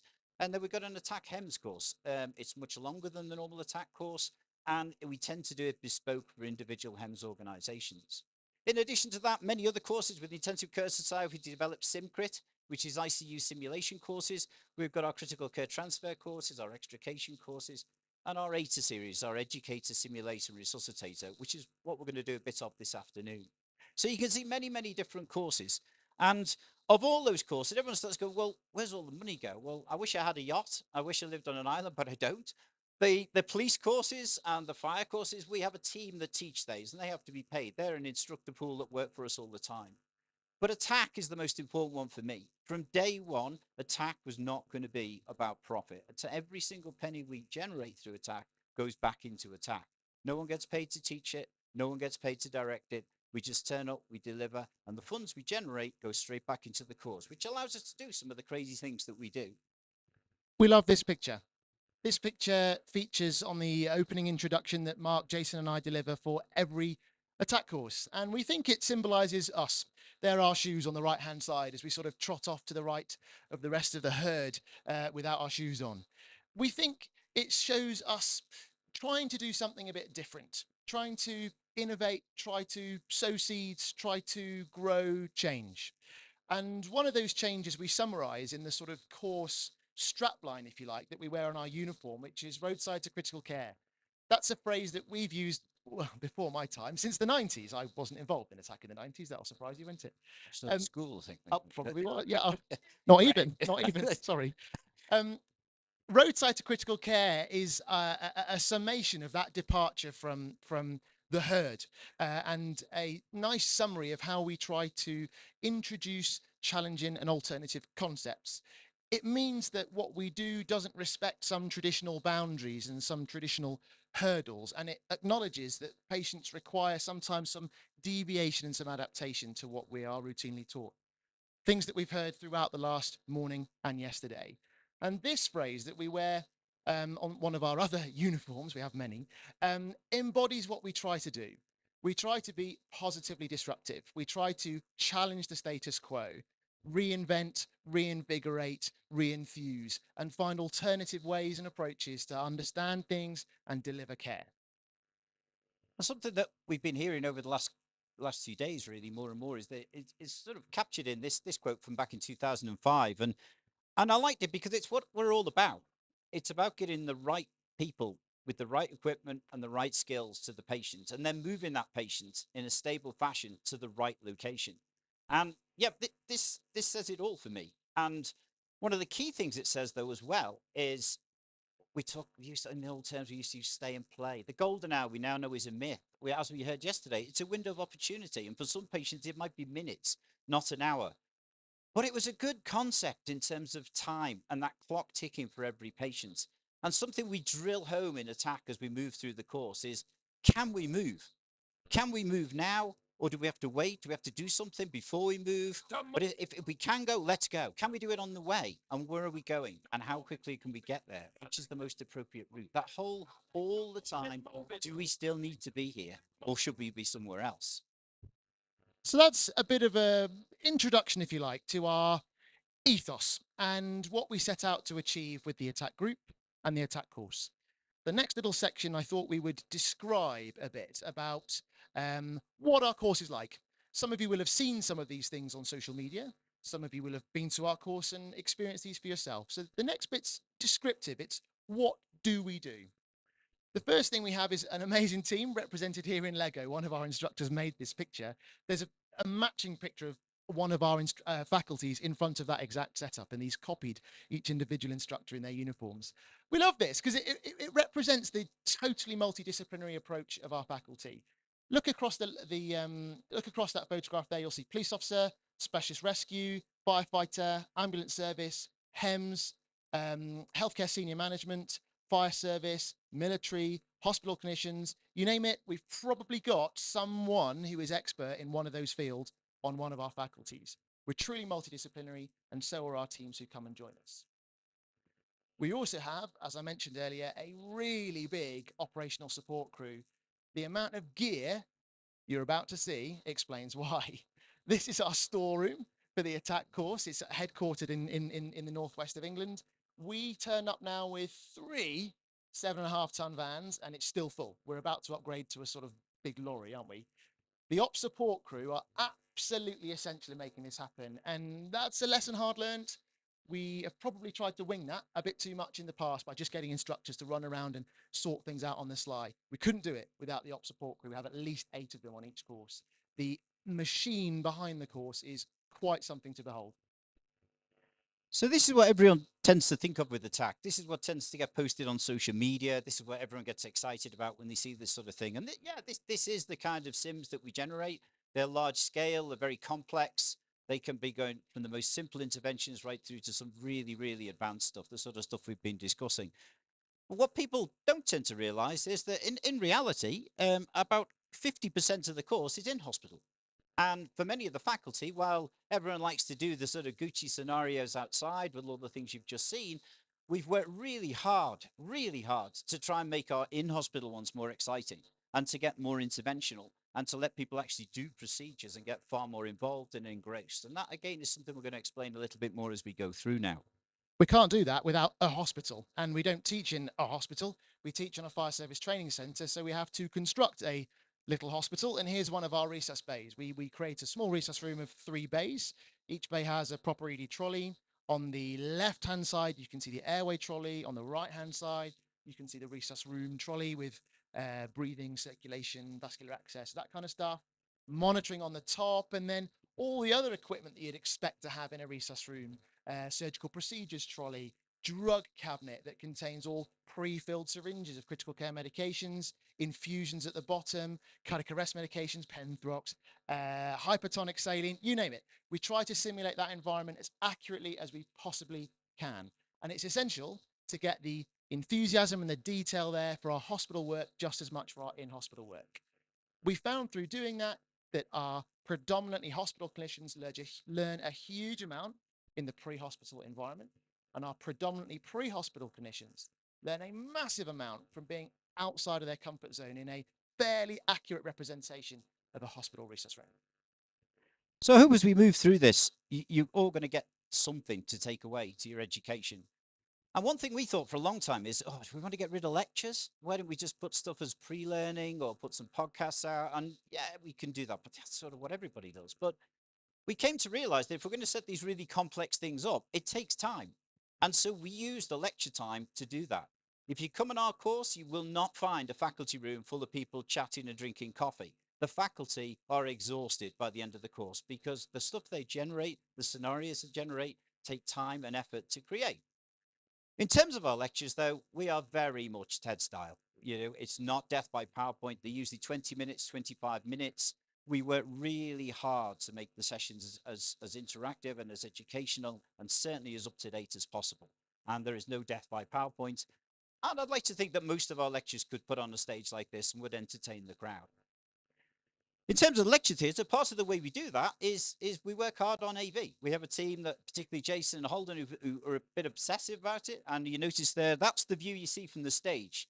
There's nothing much like here. You just stand on a platform and you've got the 3 monitors. You've got the current slide, the next slide, and any notes that you may wish to have. And that allows us to present in a way that we've been seeing over the last 2 days. This is a picture from the back of the lecture hall that we set up in essentially a big fire engine garage. It's a garage you can fit 3 fire engines in, and we turn it into this. You can see the coloured rows, and we'll come back to what those coloured rows represent. You can see our screens and our backdrop, and this looks like it's set up for a sort of bar mitzvah, doesn't it, or a wedding. This was from a fire service graduation ceremony. So it's all very nice and immaculate and beautiful, and a very nice clean red carpet. This is more you and us, I like to think, with kit strewn everywhere and people who have been coming and going during a busy day. Our lectures, Mark mentioned, we try to keep up to the minute. This is us, usually me, the night before an Attac course with all the latest papers, trying to integrate them into any lecture I may or may not be giving. It's really important for us to do that. Every lecture gets refreshed and almost entirely rewritten for every course. That's a lot of work, and sometimes I curse us for deciding to do that, but it keeps the course totally relevant, totally up to date, totally cutting edge. One of our biggest frustrations, though, is when we see the algorithms that appear. We've all got them in our resus rooms, we've got them in the anesthetic room walls, and I don't know why we put them there, because, are we supposed to turn to them when it's really an emergency, when we've just failed to intubate, and you turn to the latest international guideline or standard? And it's so complex. Who in their right mind? And I love to throw it into our simulations in the hospital when we're doing SimCrit and thing. I'll just hand them the latest algorithm, which is fantastic and a great piece of work by people.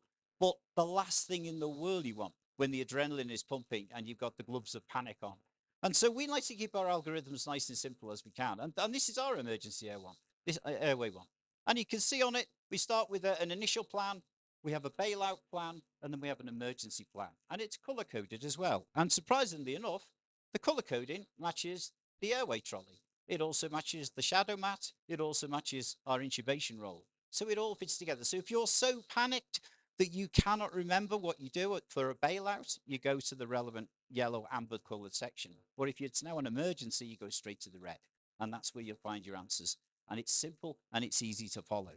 So that's a nice example of how we try to integrate latest evidence and latest national international guidance into really simple tools that form a shared method of people to use on the course and hopefully take away to their clinical practice. Here's another.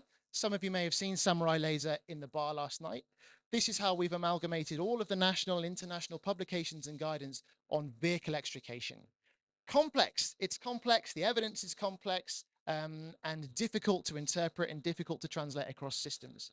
Samurai Laser is 2 words that forms a common language across our attendees from every country, from pre-hospital, from fire and rescue, from in-hospital, to rapidly achieve learning and shared understanding. Another example was built into the last course for the very first time. And this was based on integrating the knowledge from a recent publication from London's Air Ambulance about the sensitivity of their very experienced team at detecting life and limb-threatening injury. If you haven't read that paper, it's fascinating. Simon alluded to it yesterday morning when he spoke about the other paper about identifying major bleeding. It's really interesting, and it gives us great food for thought about how good and reliable our clinical examination plus minus POCUS augmentation is. I could probably give a long old lecture about alternatives and leave people very confused, or I could summarize it as best as possible at the moment by saying, I think more data is probably the best answer we can get. And here's a simple method that we can try to remember of 4 extra data points to try to acquire more data, to try to make better decisions or think better, like Sarah was talking about this morning. So some of you in the bar last night we actually amputated somebody's leg in the bar. For those who missed it, you missed a hell of a show. And the Zermatt team did themselves proud. But that's the sort of thing you can't buy off the shelf, a simulator like that. And one of the things that we realized many, many years ago is we're going to have to build our own simulators because they're just not available. And so we established something we call the lab, and it started as a bit of a joke, and it was in Lee's garage originally.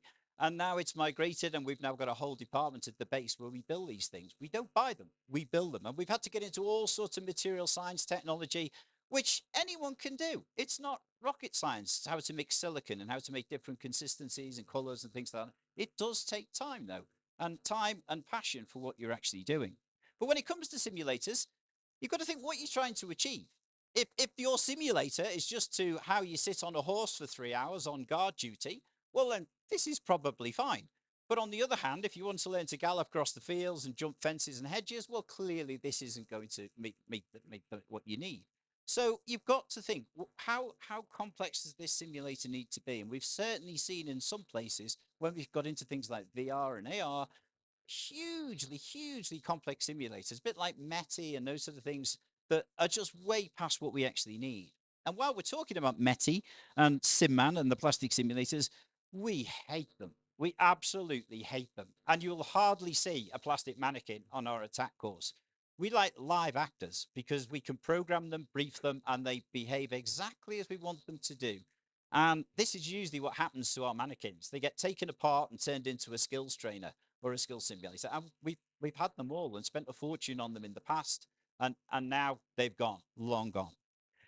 We also don't like those ultra realistic rubber dead people, as we call them, that lie there sort of in this inanimate position, and they're supposed to be an unconscious casualty. And they may have a great airway, and you may be able to stick needles in them and do things to them, but as we'll show you later, we can do that to people too.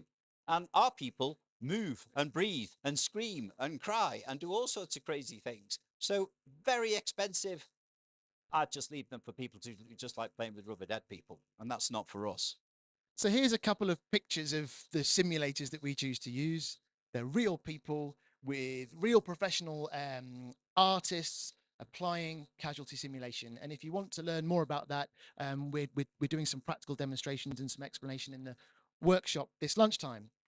As Mark said, live actors can do so much more than even the most high fidelity simulator, whether it's a hyper realistic mannequin or, you know, a very advanced computer controlled mannequin that blinks and, and cries and things, because there's something about what we do, there's something about the way we which comes down to human-human interaction. You just can't apply the real feelings of pressure, stress, fear in training with a mannequin. You can't do it. But with accurate replication, CAS-sim, and all the other things that we do in our simulation, with a real person, you can. The people trying to provide the care form those kind of human-human interactions that we do in our clinical practice. And that's why we go to so much effort to develop that technology to use live actors in almost all our simulation. So here's two examples, and you may think they look great. They don't look perfect to us. The one with the burn, no soot on our t-shirt. Why not? You can't have a burn on your neck and your face without any soot on the t-shirt. Can it smell of burning? If it doesn't smell of burning, why not? When you walk into the ED and there's a big burn in there, you can walk into the resus room and know there's a burns patient in there before you see them. That has to be there. We have to stimulate all the senses to form that human-human interaction. Here you can see a couple of our wearable technologies in action. The one on the left is a surgical airway being done on a live actor who's been dissociated, in inverted commas, with ketamine. We don't actually give them ketamine, but we brief them as to how they would respond based on how much the... On the right, you can see a wearable simulator on a real person, which is fully pressurized and has bilateral femoral vessels, vein and artery, and enables you to deliver Riboa or ECLS on a real person. Yeah, and it genuinely worked. It almost amazed us. We cannulated the patient, got flashback and thought, that's cool. Connected the pipes and blood ran through the oxygenator and back. It worked really, really well. It did convince Sam. Yeah, it did convince Sam. Not a bad judge. So here's the sort of current list of procedures that we can help teach on a live actor.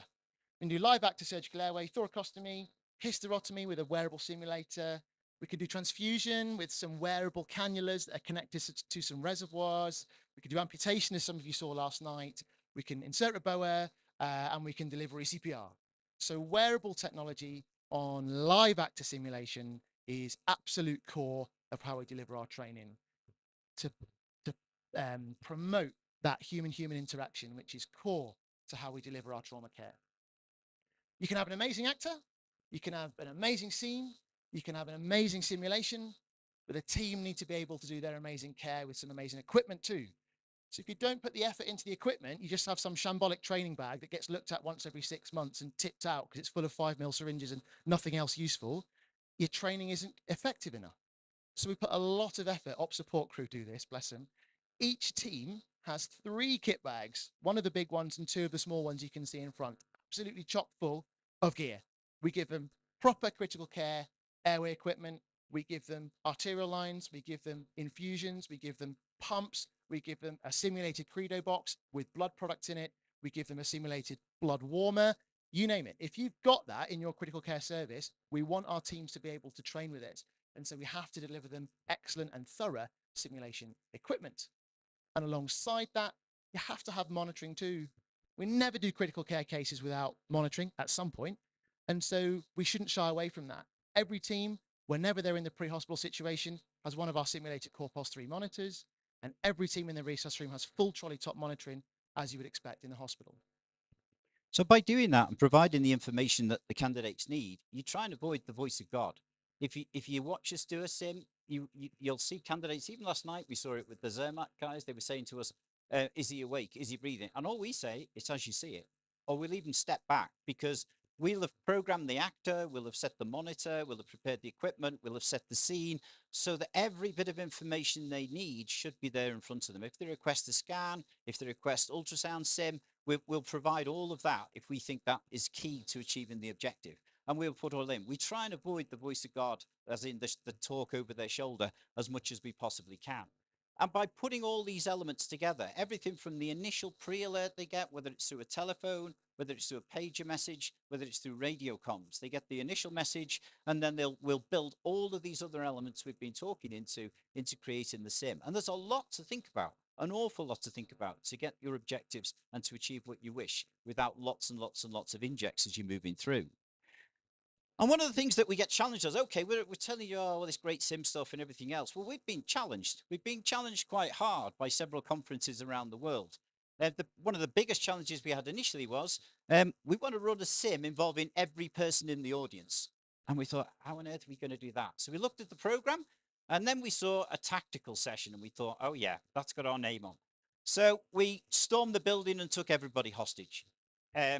We did a similar thing last year, where we had an active shooter outside, and everyone was told to stay in the building for their safety. Then there was an IED went off. The terrorists came in, took everybody hostage, and then the police came in and rescued everybody, and we went into a tactical medicine session.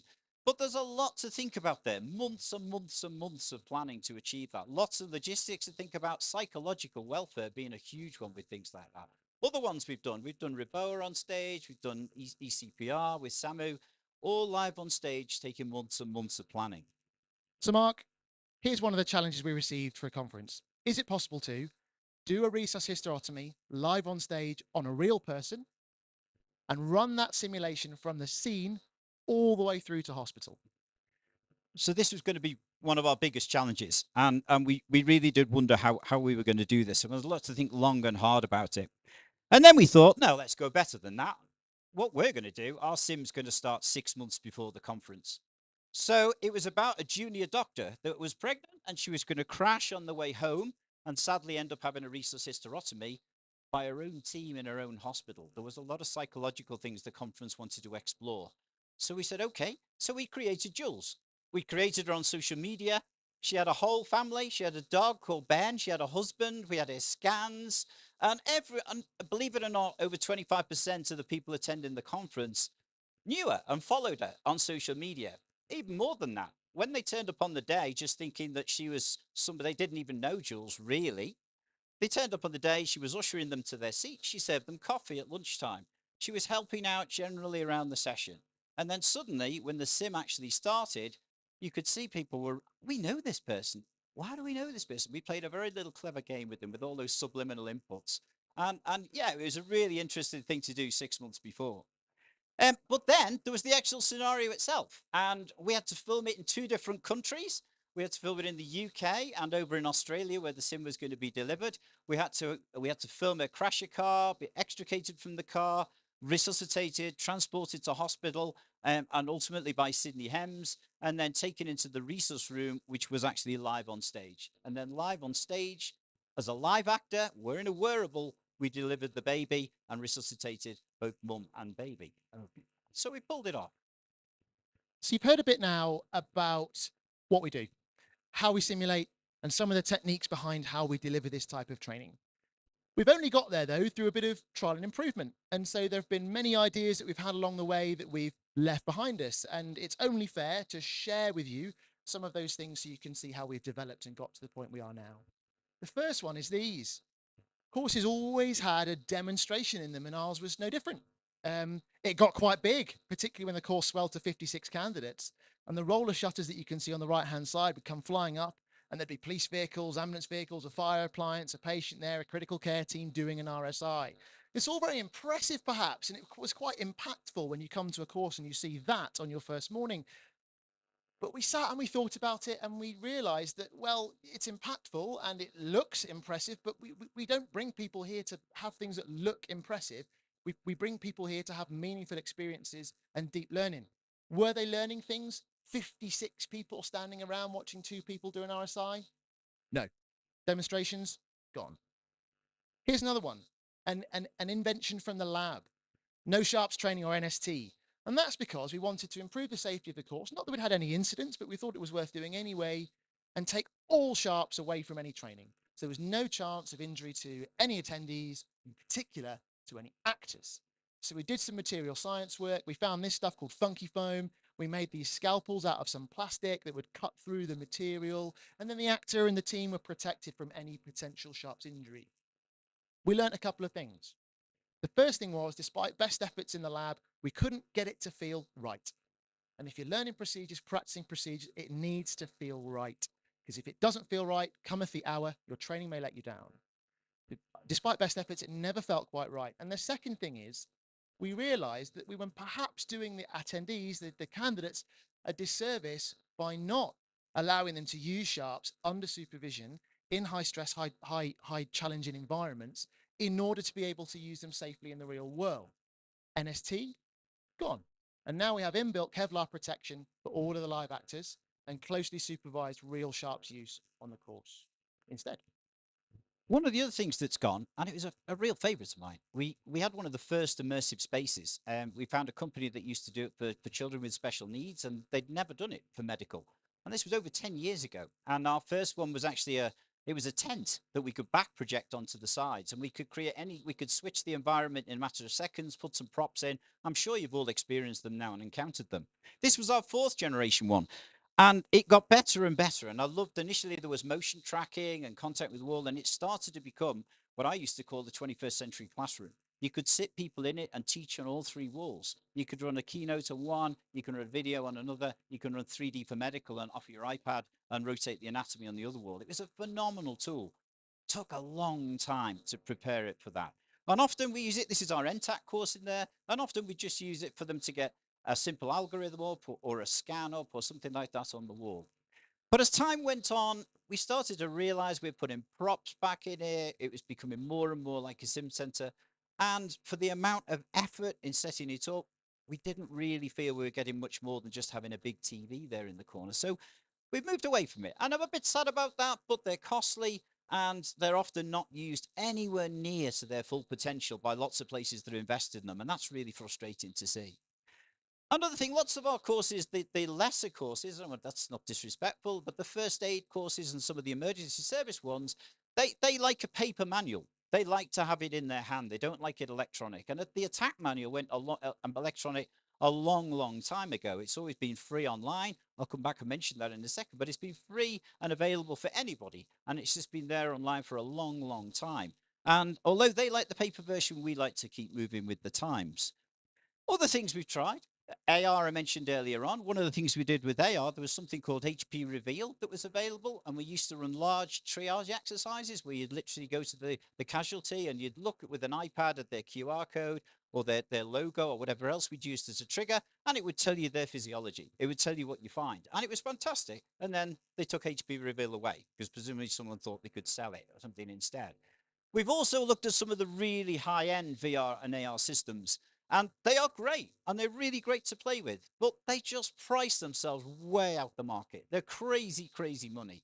You know, we are not made of money, even though we invest everything in the course. And so if these things want to get into medical education, one, they need to be cheaper and more usable, but also you've got to have the tactile elements as well, because you miss a whole lot of the learning experience if you haven't got the feel. And even a Hapton glove and things like that don't really give you that. Something else we tried, we went to a TV studio and we played with some of the latest generation blue screen and green screen where you can actually have an anatomical person or whatever you like stood in front of you or in the palm of your hand. It's like reading the weather. It's quite a challenge to do because everything's the wrong way around and it takes a bit of practice. But again, we watched it and thought, is this for us? No, it's not going to add a lot to our training and our course. Similarly, we've got something that we've still got on the shelf. We've got a metaverse. We created a medical metaverse about 5 years ago. And it's brilliant. You just love walking around it and all the different places you could go. We've got helicopters landing. We've got all sorts of scenery. And it was designed originally for a conference, much like this, where you could wander around the conference and meet other delegates. You could go into sessions and interact with them. And it was great for that. But we wanted to try and use it for online education. Problem comes back to cost. To have it online and live all the time, it's prohibitively expensive. So it's there on the shelf. We're ready to dust it off if if TBS wants to take it on, but we can talk about that maybe later on. So you've heard a lot now about the lengths we go to and the journey we've been on and the successes and the things that we've left behind to deliver what we hope is high quality training. The next section we wanted to sort of go through with you is, while all that might be fun and impressive and detailed and a bit different, we wanted to explore the reasons underneath why we really go to such detail and attention in delivering training like this. The first reason is an obvious one. We want people that come to us to have a clinically cutting edge experience. We want it to be totally relevant, totally modern, totally up to date, and for them to go away with the absolute latest knowledge, information, skills, techniques, etc. That's obvious. One thing that wasn't obvious though was, but we hinted at earlier on, is how this can be quite a revelation to some people and how we can not only change people's practice, we can change their mindset But something that still comes as unbelievable to us. We can change the direction of their career. We can change their whole perspective on their career and their future. And initially, start with a sim. I love this slide. It's my favorite slide from Attac ever. This is a HEMS consultant when he first sees the casualty he's about to deal with. And it just captures it all for me. I just put that up and say, welcome to Attac. This is it. Because yeah, that is exactly, we take people right to the limits of what they can deal with, and then we take them a little bit further, and we build on that, we build on it, and we build on it as we move through. One of the other things we do is we help people discover their unknown weaknesses, their unknown unknowns. What do they not know about themselves that we can help them learn now, so that when they're in the real life situation, that hidden weakness or unknown unknown isn't lurking there to trip them up. Many of you will have seen Johari window, and we use the Johari window to help people reflect on where they are on that cross. And they communicate within the teams to help each other reveal those unknown weaknesses, such that they're aware of them when they're facing challenges in the future. On a similar vein, people have unknown weaknesses, but they also have unknown potential. And so on the other side of the Johari window, we try to help people unlock that hidden potential. We try to deliver a tailored experience for every individual. It's not easy when there's 56 of them, but we do really try to do that so that everyone gets pushed in a way that will benefit them and to an extent that will benefit them. So each individual gets pushed enough and no individual ever gets pushed too much. Should that inadvertently happen, we have support mechanisms in place to deal with that. But the team have become very experienced in stretching people enough to discover those unknown unknowns and to unlock hidden potential. And some of that is helping people regenerate themselves, really, and reinvigorate themselves. We get it every course. We go on every course, and you know, I'm only 25, and it's been a tough few years. But every time we go, they're all laughing. But every time we go to a course, we get reinvigorated. You know, the young guns coming through that are so enthusiastic and are so driven and are so up to date. It keeps me on my toes trying to keep up with them. But that's really, really important to me, especially, and to many of the candidates that come. But trying to put slightly human slant on, this is some of the stuff we never expected. The top one, in my hospital, we've got a really, really good trauma surgeon. And he's an absolute pain in the... His CRM, his communication, everything is a nightmare. So he might be good clinically, but in every other sense, he is a nightmare. He's also a pilot. So you'd like to think that his CRM is pretty good. And he was coming to Attac. He announced he wanted to come and do Attac, and we were dreading him coming. And after the course, on the Monday morning after the course, he was in the chief exec's office saying how he'd had this near road to Damascus experience, and he discovered CRM and human factors and interaction, and he ended up talking her into paying for a load of the staff in the hospital to go on a CAA CRM TRM instructor course so that he could bring proper human factors. And he's a different beast in theatre, a completely different person. We never would have expected that, especially with the way he used to be. We had an ED consultant who came, who was she felt right at the end of her career. She was on the point of retiring and retiring early and just giving it all up. But she thought, I'll just go on this course just to see what it's like, just see if I've got any interest in this. And we got a beautiful letter back from her afterwards saying we had completely turned her around. She knew she still had it. She'd not lost it. She just needed to dust off her skills, dust off her, you know, her whole approach to things. And she's still back doing emergency medicine now, and probably a better doctor than she was in the first place. And then one that was particularly emotional for all of us. We had an anaesthetist who arrived and told us on the first morning, I'd just like to disclose something. And she doesn't mind us saying this. She said, I've just been diagnosed with autism. You know, she's well into her career. She was a senior anaesthetist. And she said, I have real difficulties interacting with people and difficult situations and communicating. And I'd need you to tell my team, because this is a team I've never met before. I've never worked with, and they might be very intolerant of me, or I'll be intolerant of them. So we briefed the team. We used our mentor to brief the team. At the end of this course, we got another lovely letter from this lady just saying how we'd completely transformed her confidence and a way of dealing with things. And from our point of view, we have an award called the Jeff Roberts Award. Jeff Roberts was a Cheshire coroner, and he loved Attac. He came and taught on Attac with us for years, and sadly he died young a couple of years ago. And we instituted this award. And this award doesn't go to the highest flyer and the best candidate in terms of scores and results. This goes to the candidate that impresses the faculty the most throughout the whole course in terms of every respect, how they interact with their colleagues, how they help each other, how they lead, how they do trauma, all those different things. And she won the Jeff Roberts Award and was just so totally overwhelmed with it. And so were we. And again, something we just did not expect. So you've heard how we like to help people develop their performance under pressure, to discover their unknown unknowns, to unlock hidden potential, to address some challenges in their personal and professional lives, to have a restorative experience. And ultimately, we want people to come and leave enthused, invigorated, and have a real sense of togetherness, of a community of people from all different professions, all different countries, all different walks of life and background, but have a really collegiate together feeling. And the teams form that over the time they're with us. We didn't create this.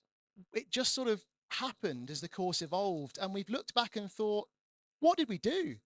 All these pictures that you can see here are the teams, and they've done this of their own volition. We didn't say, hey, go off and take like a cool team photo with a helicopter hovering over your left shoulder and one of you standing on everyone else. We didn't do that. We didn't say, oh, go and sit in a wrecked car and have the fire service spray a hose over you like you're having a guard of honor. This just happened. And we think it happened because the teams were having this really powerful collegiate togetherness experience where they felt a sense of purpose, a sense of protection, a sense of belonging, and they were in a situation where they can try things. They can experiment, they can develop, and they can progress. So wait, how do we do this? What else could you take away? Well, we've talked about immersive simulation. It's a big part of what we do, and it's got to be truly immersive. If you enter the room and it doesn't feel real, we've already lost you. You have to come in. You've got to feel the adrenaline pumping. You've got to feel the tremor in your hands. You've got to feel the anxiety. But we can't start with that right at the very beginning. We've got to start gently. So what I want to do now is peel back the surface on what you see about our course on social media, what you might see from our website, what you might see from a video, what you might see from a photo of a Armageddon simulation. You've seen all that now. We've shown you how we use wearable simulators, live actors, props, environment. You've seen that. There's something else about what we do that's created that collegiate, that sense of purpose, that sense of togetherness. And we think these are the things that have achieved that. The first one is this. This is what you see when you arrive. You come to your Attac registration room and these are in front of you. Everyone's leveled. It's like Attac Ground Zero. You get your first name, you get your team color, and you get a number, and you get one of these. There's no uniform, there's no seniority, there's no professional grade. You're in a team, and you perform as a team, and you're assessed as a team, and you're looked after as a team. We manage those teams very carefully.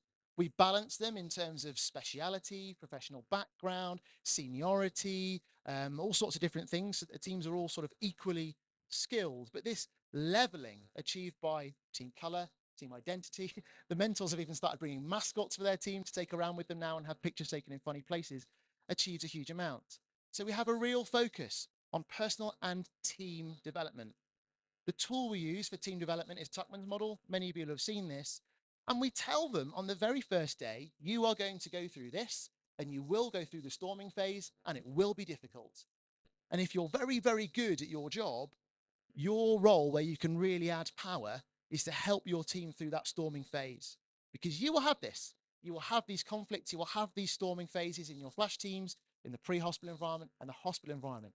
And getting through that storming phase is a key skill that we've managed to unlock now by putting these teams together and using this model presented to them in the lecture hall and then followed up with them on a very regular basis in the mentor meetings. This is a photo of the Attac crew room.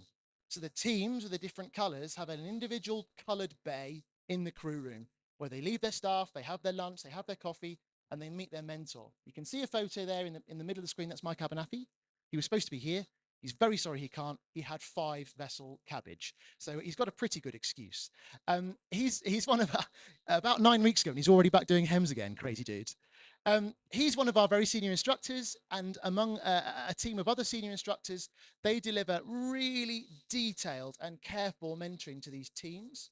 They support the individuals, but they support the team on that professional progression journey. And we use Tuckman's model that you just saw and ask the team to rate themselves. Where are we on this? And what can we do to accelerate us through that storming phase and go through norming and performing more quickly? In terms of doing that, we alter our level of instructor intervention. We start with obviously 100%. It's someone stood giving a lecture. it maybe start to become more interactive. But then we move down through that. We move to a skill station where there may be a demonstration of a skill, then some rehearsal and practice, and then people doing it by themselves. As we move further across and withdraw more instructor input, we move to a masterclass. A masterclass is where we start a scenario, and we get the team rolling, and then we stop the scenario and we teach a core skill, like thoracotomy, for example, or some intervention within the chest to deal with whatever you find when you get in there. And then we move to the next step, which is ISL, instructor supported learning. This is now like having the expert on your shoulder who will basically give you injects as and when you need them as you move through. If you're rolling, we won't intervene. But on the other hand, we may just give you a little inject. We may give the team an inject. We may take a short time out, but we keep the scenario moving forward. And then finally, we move into full immersive simulation where you're on your own until you get the debrief afterwards. And we just let that roll. And this is how we progress through the course and how we build with the teaching. So what about a sim? Well, one of the sims that everybody used to love was the nightclub. We used to love the nightclub. It's absolutely Armageddon as a scenario. You arrive, it's crammed full of people, it's dark, it's just like a thumping nightclub, but it's an illegal event. We don't have security on the door, there's no police, but we push the team to go in. There's people dying inside. You need to go in there. And what we're really looking for here is team safety, staying together, searching the room in a coordinated fashion, looking after your kit, looking after your team, and then finding the casualties and not treating them in there, which is crazy, just extracting them as soon as possible, move, and then managing them outside. But as this went on, it started really well, but then as the years went by, it got louder, it got darker, it got more smoky. We then made it more challenging with extra risk in terms of you might have a drug dealer in there, there may be an assailant still in there. More medicine. We started to introduce someone who stabbed with a serious, with a traumatic cardiac arrest in the toilet at the back. All sorts of things are going on. More smoke. Don't forget more smoke, to the point where you can't see your hand in front of your face. We'd lost it then. It was great. Everyone loved it. The quote at the bottom from Cliff Reed, he came out saying that was awesome. But did it achieve our objectives? He had his heart rate monitor going and everything when he went in there with Brian Burns. But it was too much. We'd lost it. We were going too far. It was great fun. But this isn't about great fun. It can be, but we can't go too far. It can't be unrealistic. These people are not going to go in there if it's like that. And it's just, we're not going in. Well, there's people that we're not going in. And that's really important we don't lose that. And this is what we think of when we think of a sim. If we lose the fact, if there's no solution, if we don't know what we expect people to do, well, then that's no good. If we completely overwhelm them and overwhelm their senses and it's just ridiculous, that's no good.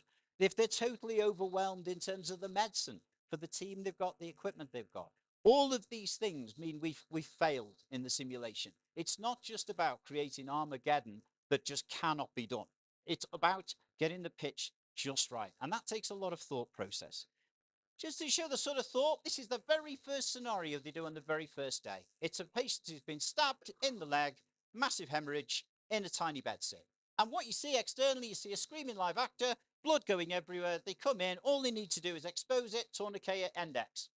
And that's what a lot of people would see just watching it. That's not what we see. There's a lot of words on this. I struggle with this. Okay. This is what we see. We see a whole load of other stuff that they've not registered initially at this stage, all about their leadership, their PPE, the environmental factors, the dirty bed sit, the limited access to the casualty, where'd you put your kit, where'd you bunny, all in addition to the actual clinical medicine. So at this stage, right at the beginning of the course, it's more about safety and team and a little bit less about the medicine, because all they need is a tourniquet to deal with this one. And then in contrast, here's how we evolve towards the end of the course. This is one of the final exercises at the end of the final day. It takes place in the resus room. A patient's had an excellent pre-hospital critical care team who have delivered a pre-hospital resuscitated thoracotomy for a chest trauma, a stabbing, and cardiac tamponade. This case is incredibly complex. The patient rearrests as they arrive in the resus bay. They need reopening. They've got a bleeding vessel inside with ongoing massive hemorrhage. They've got cardiogenic shock. They've got traumatic coagulopathy. They've got a staple over one of the coronary arteries, which is causing coronary cardiac ischemia. The patient has VF. They have to have internal defibrillation. There's aortic occlusion going on and going off. That's what you see. Underneath all that, on the right-hand side are the challenges that team are dealing with. There are 3 other jobs of similar intensity going on in that resus room. It's really loud and busy. The resources are limited. And those boxes of safety, team, and patient have flexed massively from day one. What we do is we carefully titrate the competence and experience of the team, and we turn it up to 11 towards the end of the course. And ultimately, this is what we're trying to achieve: steady growth of knowledge, steady growth of skills, and steady growth of behaviors. And if we break those behaviors down, I've put some examples of the types of things that we are trying to enable our people to develop: mutual support, metacognition, situational awareness, emotional intelligence, leadership followership, communication, restorative practice. All of these things are what we see when you peel back the surface of a very carefully built, carefully titrated simulation in an environment where a team is felt empowered and supported on a developmental journey. This is what's underneath the Armageddon simulation. This tool is absolutely critical to enable that understanding to take place, and it's debriefing. I love this picture. You can see the team with their overalls down and PPE off after a stressful job, having a bit of a regroup, supported by the team of instructors next to them. We've put a lot of effort into this to get it right. It's not easy. There's a lot of evidence out there about quality debriefing, and we've tried to make that into a tool our instructors can use. They all carry this in their pockets. So we've written an Attac debriefing tool. It goes over several pages. It's fully referenced literature on the debriefing tool, and then it's abridged into this guide that they carry with them. If they want the full tool with the references, they scan the QR code, all the information is there for them. So debriefing, we take it very seriously. We dedicate a huge amount of time to it. It's probably one of our most powerful tools to achieve the things we've been talking about.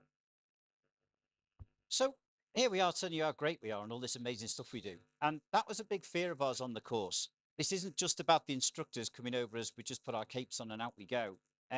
We realized about 2 years ago, we needed to do something else. We needed to show them that we are as vulnerable as they are. And to do that, that was really hard. A few of us had to stand on stage and take the lid off the box and get out some demons, some jobs that we'd had that had affected us.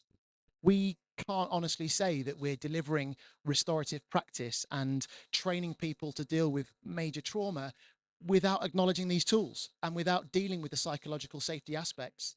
So what you can see there are the two messages of a job that Mark attended and a job that I attended. And we stand up in front of the course and we bear all. We tell them what happened. We tell them how we felt. We tell them what those cases did to us. And we tell them what we did about that thereafter. They're not pretty stories. Those jobs hurt both of us. And we want people to understand that that's okay. The feedback that we've had from that session has been well beyond what we imagined. And I'll take a lovely example from a previous course. A candidate on the first day was finding it all quite difficult. She'd come from another country. She didn't feel very senior. She didn't feel very experienced. Turns out she'd had a really bad case. Her mentor supported her and said, just wait. You'll hear a lecture tomorrow morning. She heard this lecture. We find it quite difficult to deliver, but we believe it's really important. She went to her mentor and she said, I heard what those two said. They've made me feel normal again. They've validated how I feel. I think I can carry on, and I didn't think I was able to before. I don't think we've addressed psychological safety in trauma care. We can put on Armageddon scenarios. We can stress people to the nth degree. We can give them procedures, knowledge, tools, equipment. This is a key part of what we do. It's no good spitting people out with all the skill, all the knowledge, all the procedures, if only they fall off the cliff the next day. So we take the course and we try to build these protective structures around them. We give them tools about what we suggest will help them to get through these challenging situations. Probably the most important thing we do is tell them that we all feel like that. It's okay to do it. And we've got people around us that support us to carry on. So finally, where do we go next? I mentioned the diploma and the fellowship before. This is one of our biggest achievements that we're really proud of. So if you want to do a diploma or a fellowship from the Royal College of Surgeons, London, in trauma and critical care, you now can. And it's a progression on from Attac. And, you know, the first examination will take place this year, and we'd love to see some of you come and attending in the future. The manual, my biggest frustration. We have been desperate to get, we have a new Attac manual sitting on a hard drive that we would love to share. It's absolutely bang up to date. And that is our commitment. The next version will update all the time. It will never be finished.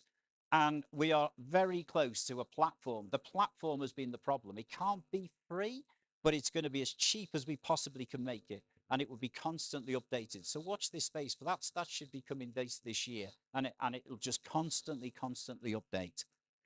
Also, courses. You can't get on a course for 3 years. That's no good. Well, what can we do about it? We've put more courses on. We've made the courses bigger. Well, how about we run some experience days? Just come for a day. Or if you've done a course before, come and do a refresher course with us. And we'll be launching those later this year as well. So if you can't get on the full course, come and do an experience day with us. And one of the things that we've been able to do through Attac now, with the position we're in, or the experience we've got, the machine that's behind it, is to help others. If you've got an idea for a crazy course that no one will support you with or no one will help you with, come and talk to us. We're an open door, and we've helped lots and lots of others develop courses, and we still do that. We love that. It's what we're all about. So we're now in a position, we can't offer you millions of pounds, but we can certainly offer you the machine that we've talked about to help you set up and run a course. A thought to leave you with then. Mark hates surprises. And it just so happens that his birthday almost always falls on an Attac course weekend. So what do? There he is, in the middle of his lecture on trauma-induced coagulopathy. A load of Muppety instructors jump up, pull out some bunting, put a silly hat on his head, play a little video and play a song to make everybody laugh, and give him a massive "It's My Birthday" badge that he had to wear for the rest. Did you enjoy that? He hates it. He hates it. And we do it every time. It's your 60th soon, isn't it? 25th, sorry, 25th. God help me. It's going to be good. And the reason I'm showing you that is because don't take yourself too seriously. We don't. We think what we do is serious. We think what we are helping people to achieve is a serious business, but we don't take ourselves too seriously to achieve it. We are delighted to share what we do and help other people to develop and grow in these type of ways. Fundamentally, we love it.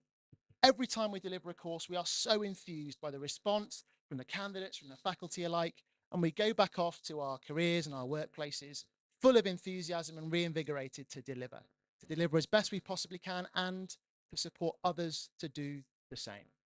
So the final thought is, love what you do. We do, and that's how we've made this course. Thank you for listening. Thank you.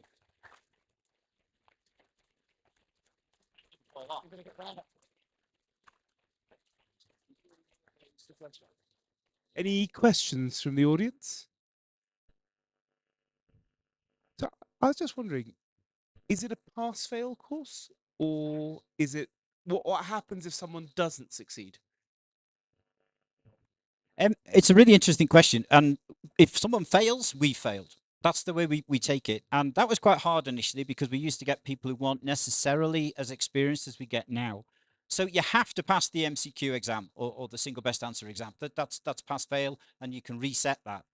On the other hand, in terms of the skills, this is where the mentoring comes in. We are watching you from the very first minute you arrive. We're monitoring you, we're observing your performance, your team interaction, and that's how we pick it up early. And if you're not hitting the mark, it'll get picked up in a faculty meeting, it'll go through the mentor, and it will be fed back into you and to develop you. And by doing that, we get very, very few fails for that reason. A really fantastic achievement what you guys have made over the past quarter of a century. So, well, yeah. Well, you started when you were born, surely. Cool. Thank you very, very much. It was amazing. Thank you. So, it's time to go skiing or get some lunch. If you signed up for the ATAC experience this afternoon, 1 p.m. here, and then 5 p.m. for everybody, if you'd like to come back here. I'm going to plug my own bit, is the London HEMS section of the conference. And we're going to talk to you about ECMO. We're going to talk to you about head injuries. We're going to talk to you about blood. And we're going to talk to you about balloons and what's left of them. But would love to see you back here, 1 o'clock for ATAC, 5 o'clock for the next set of lectures. Thank you so much.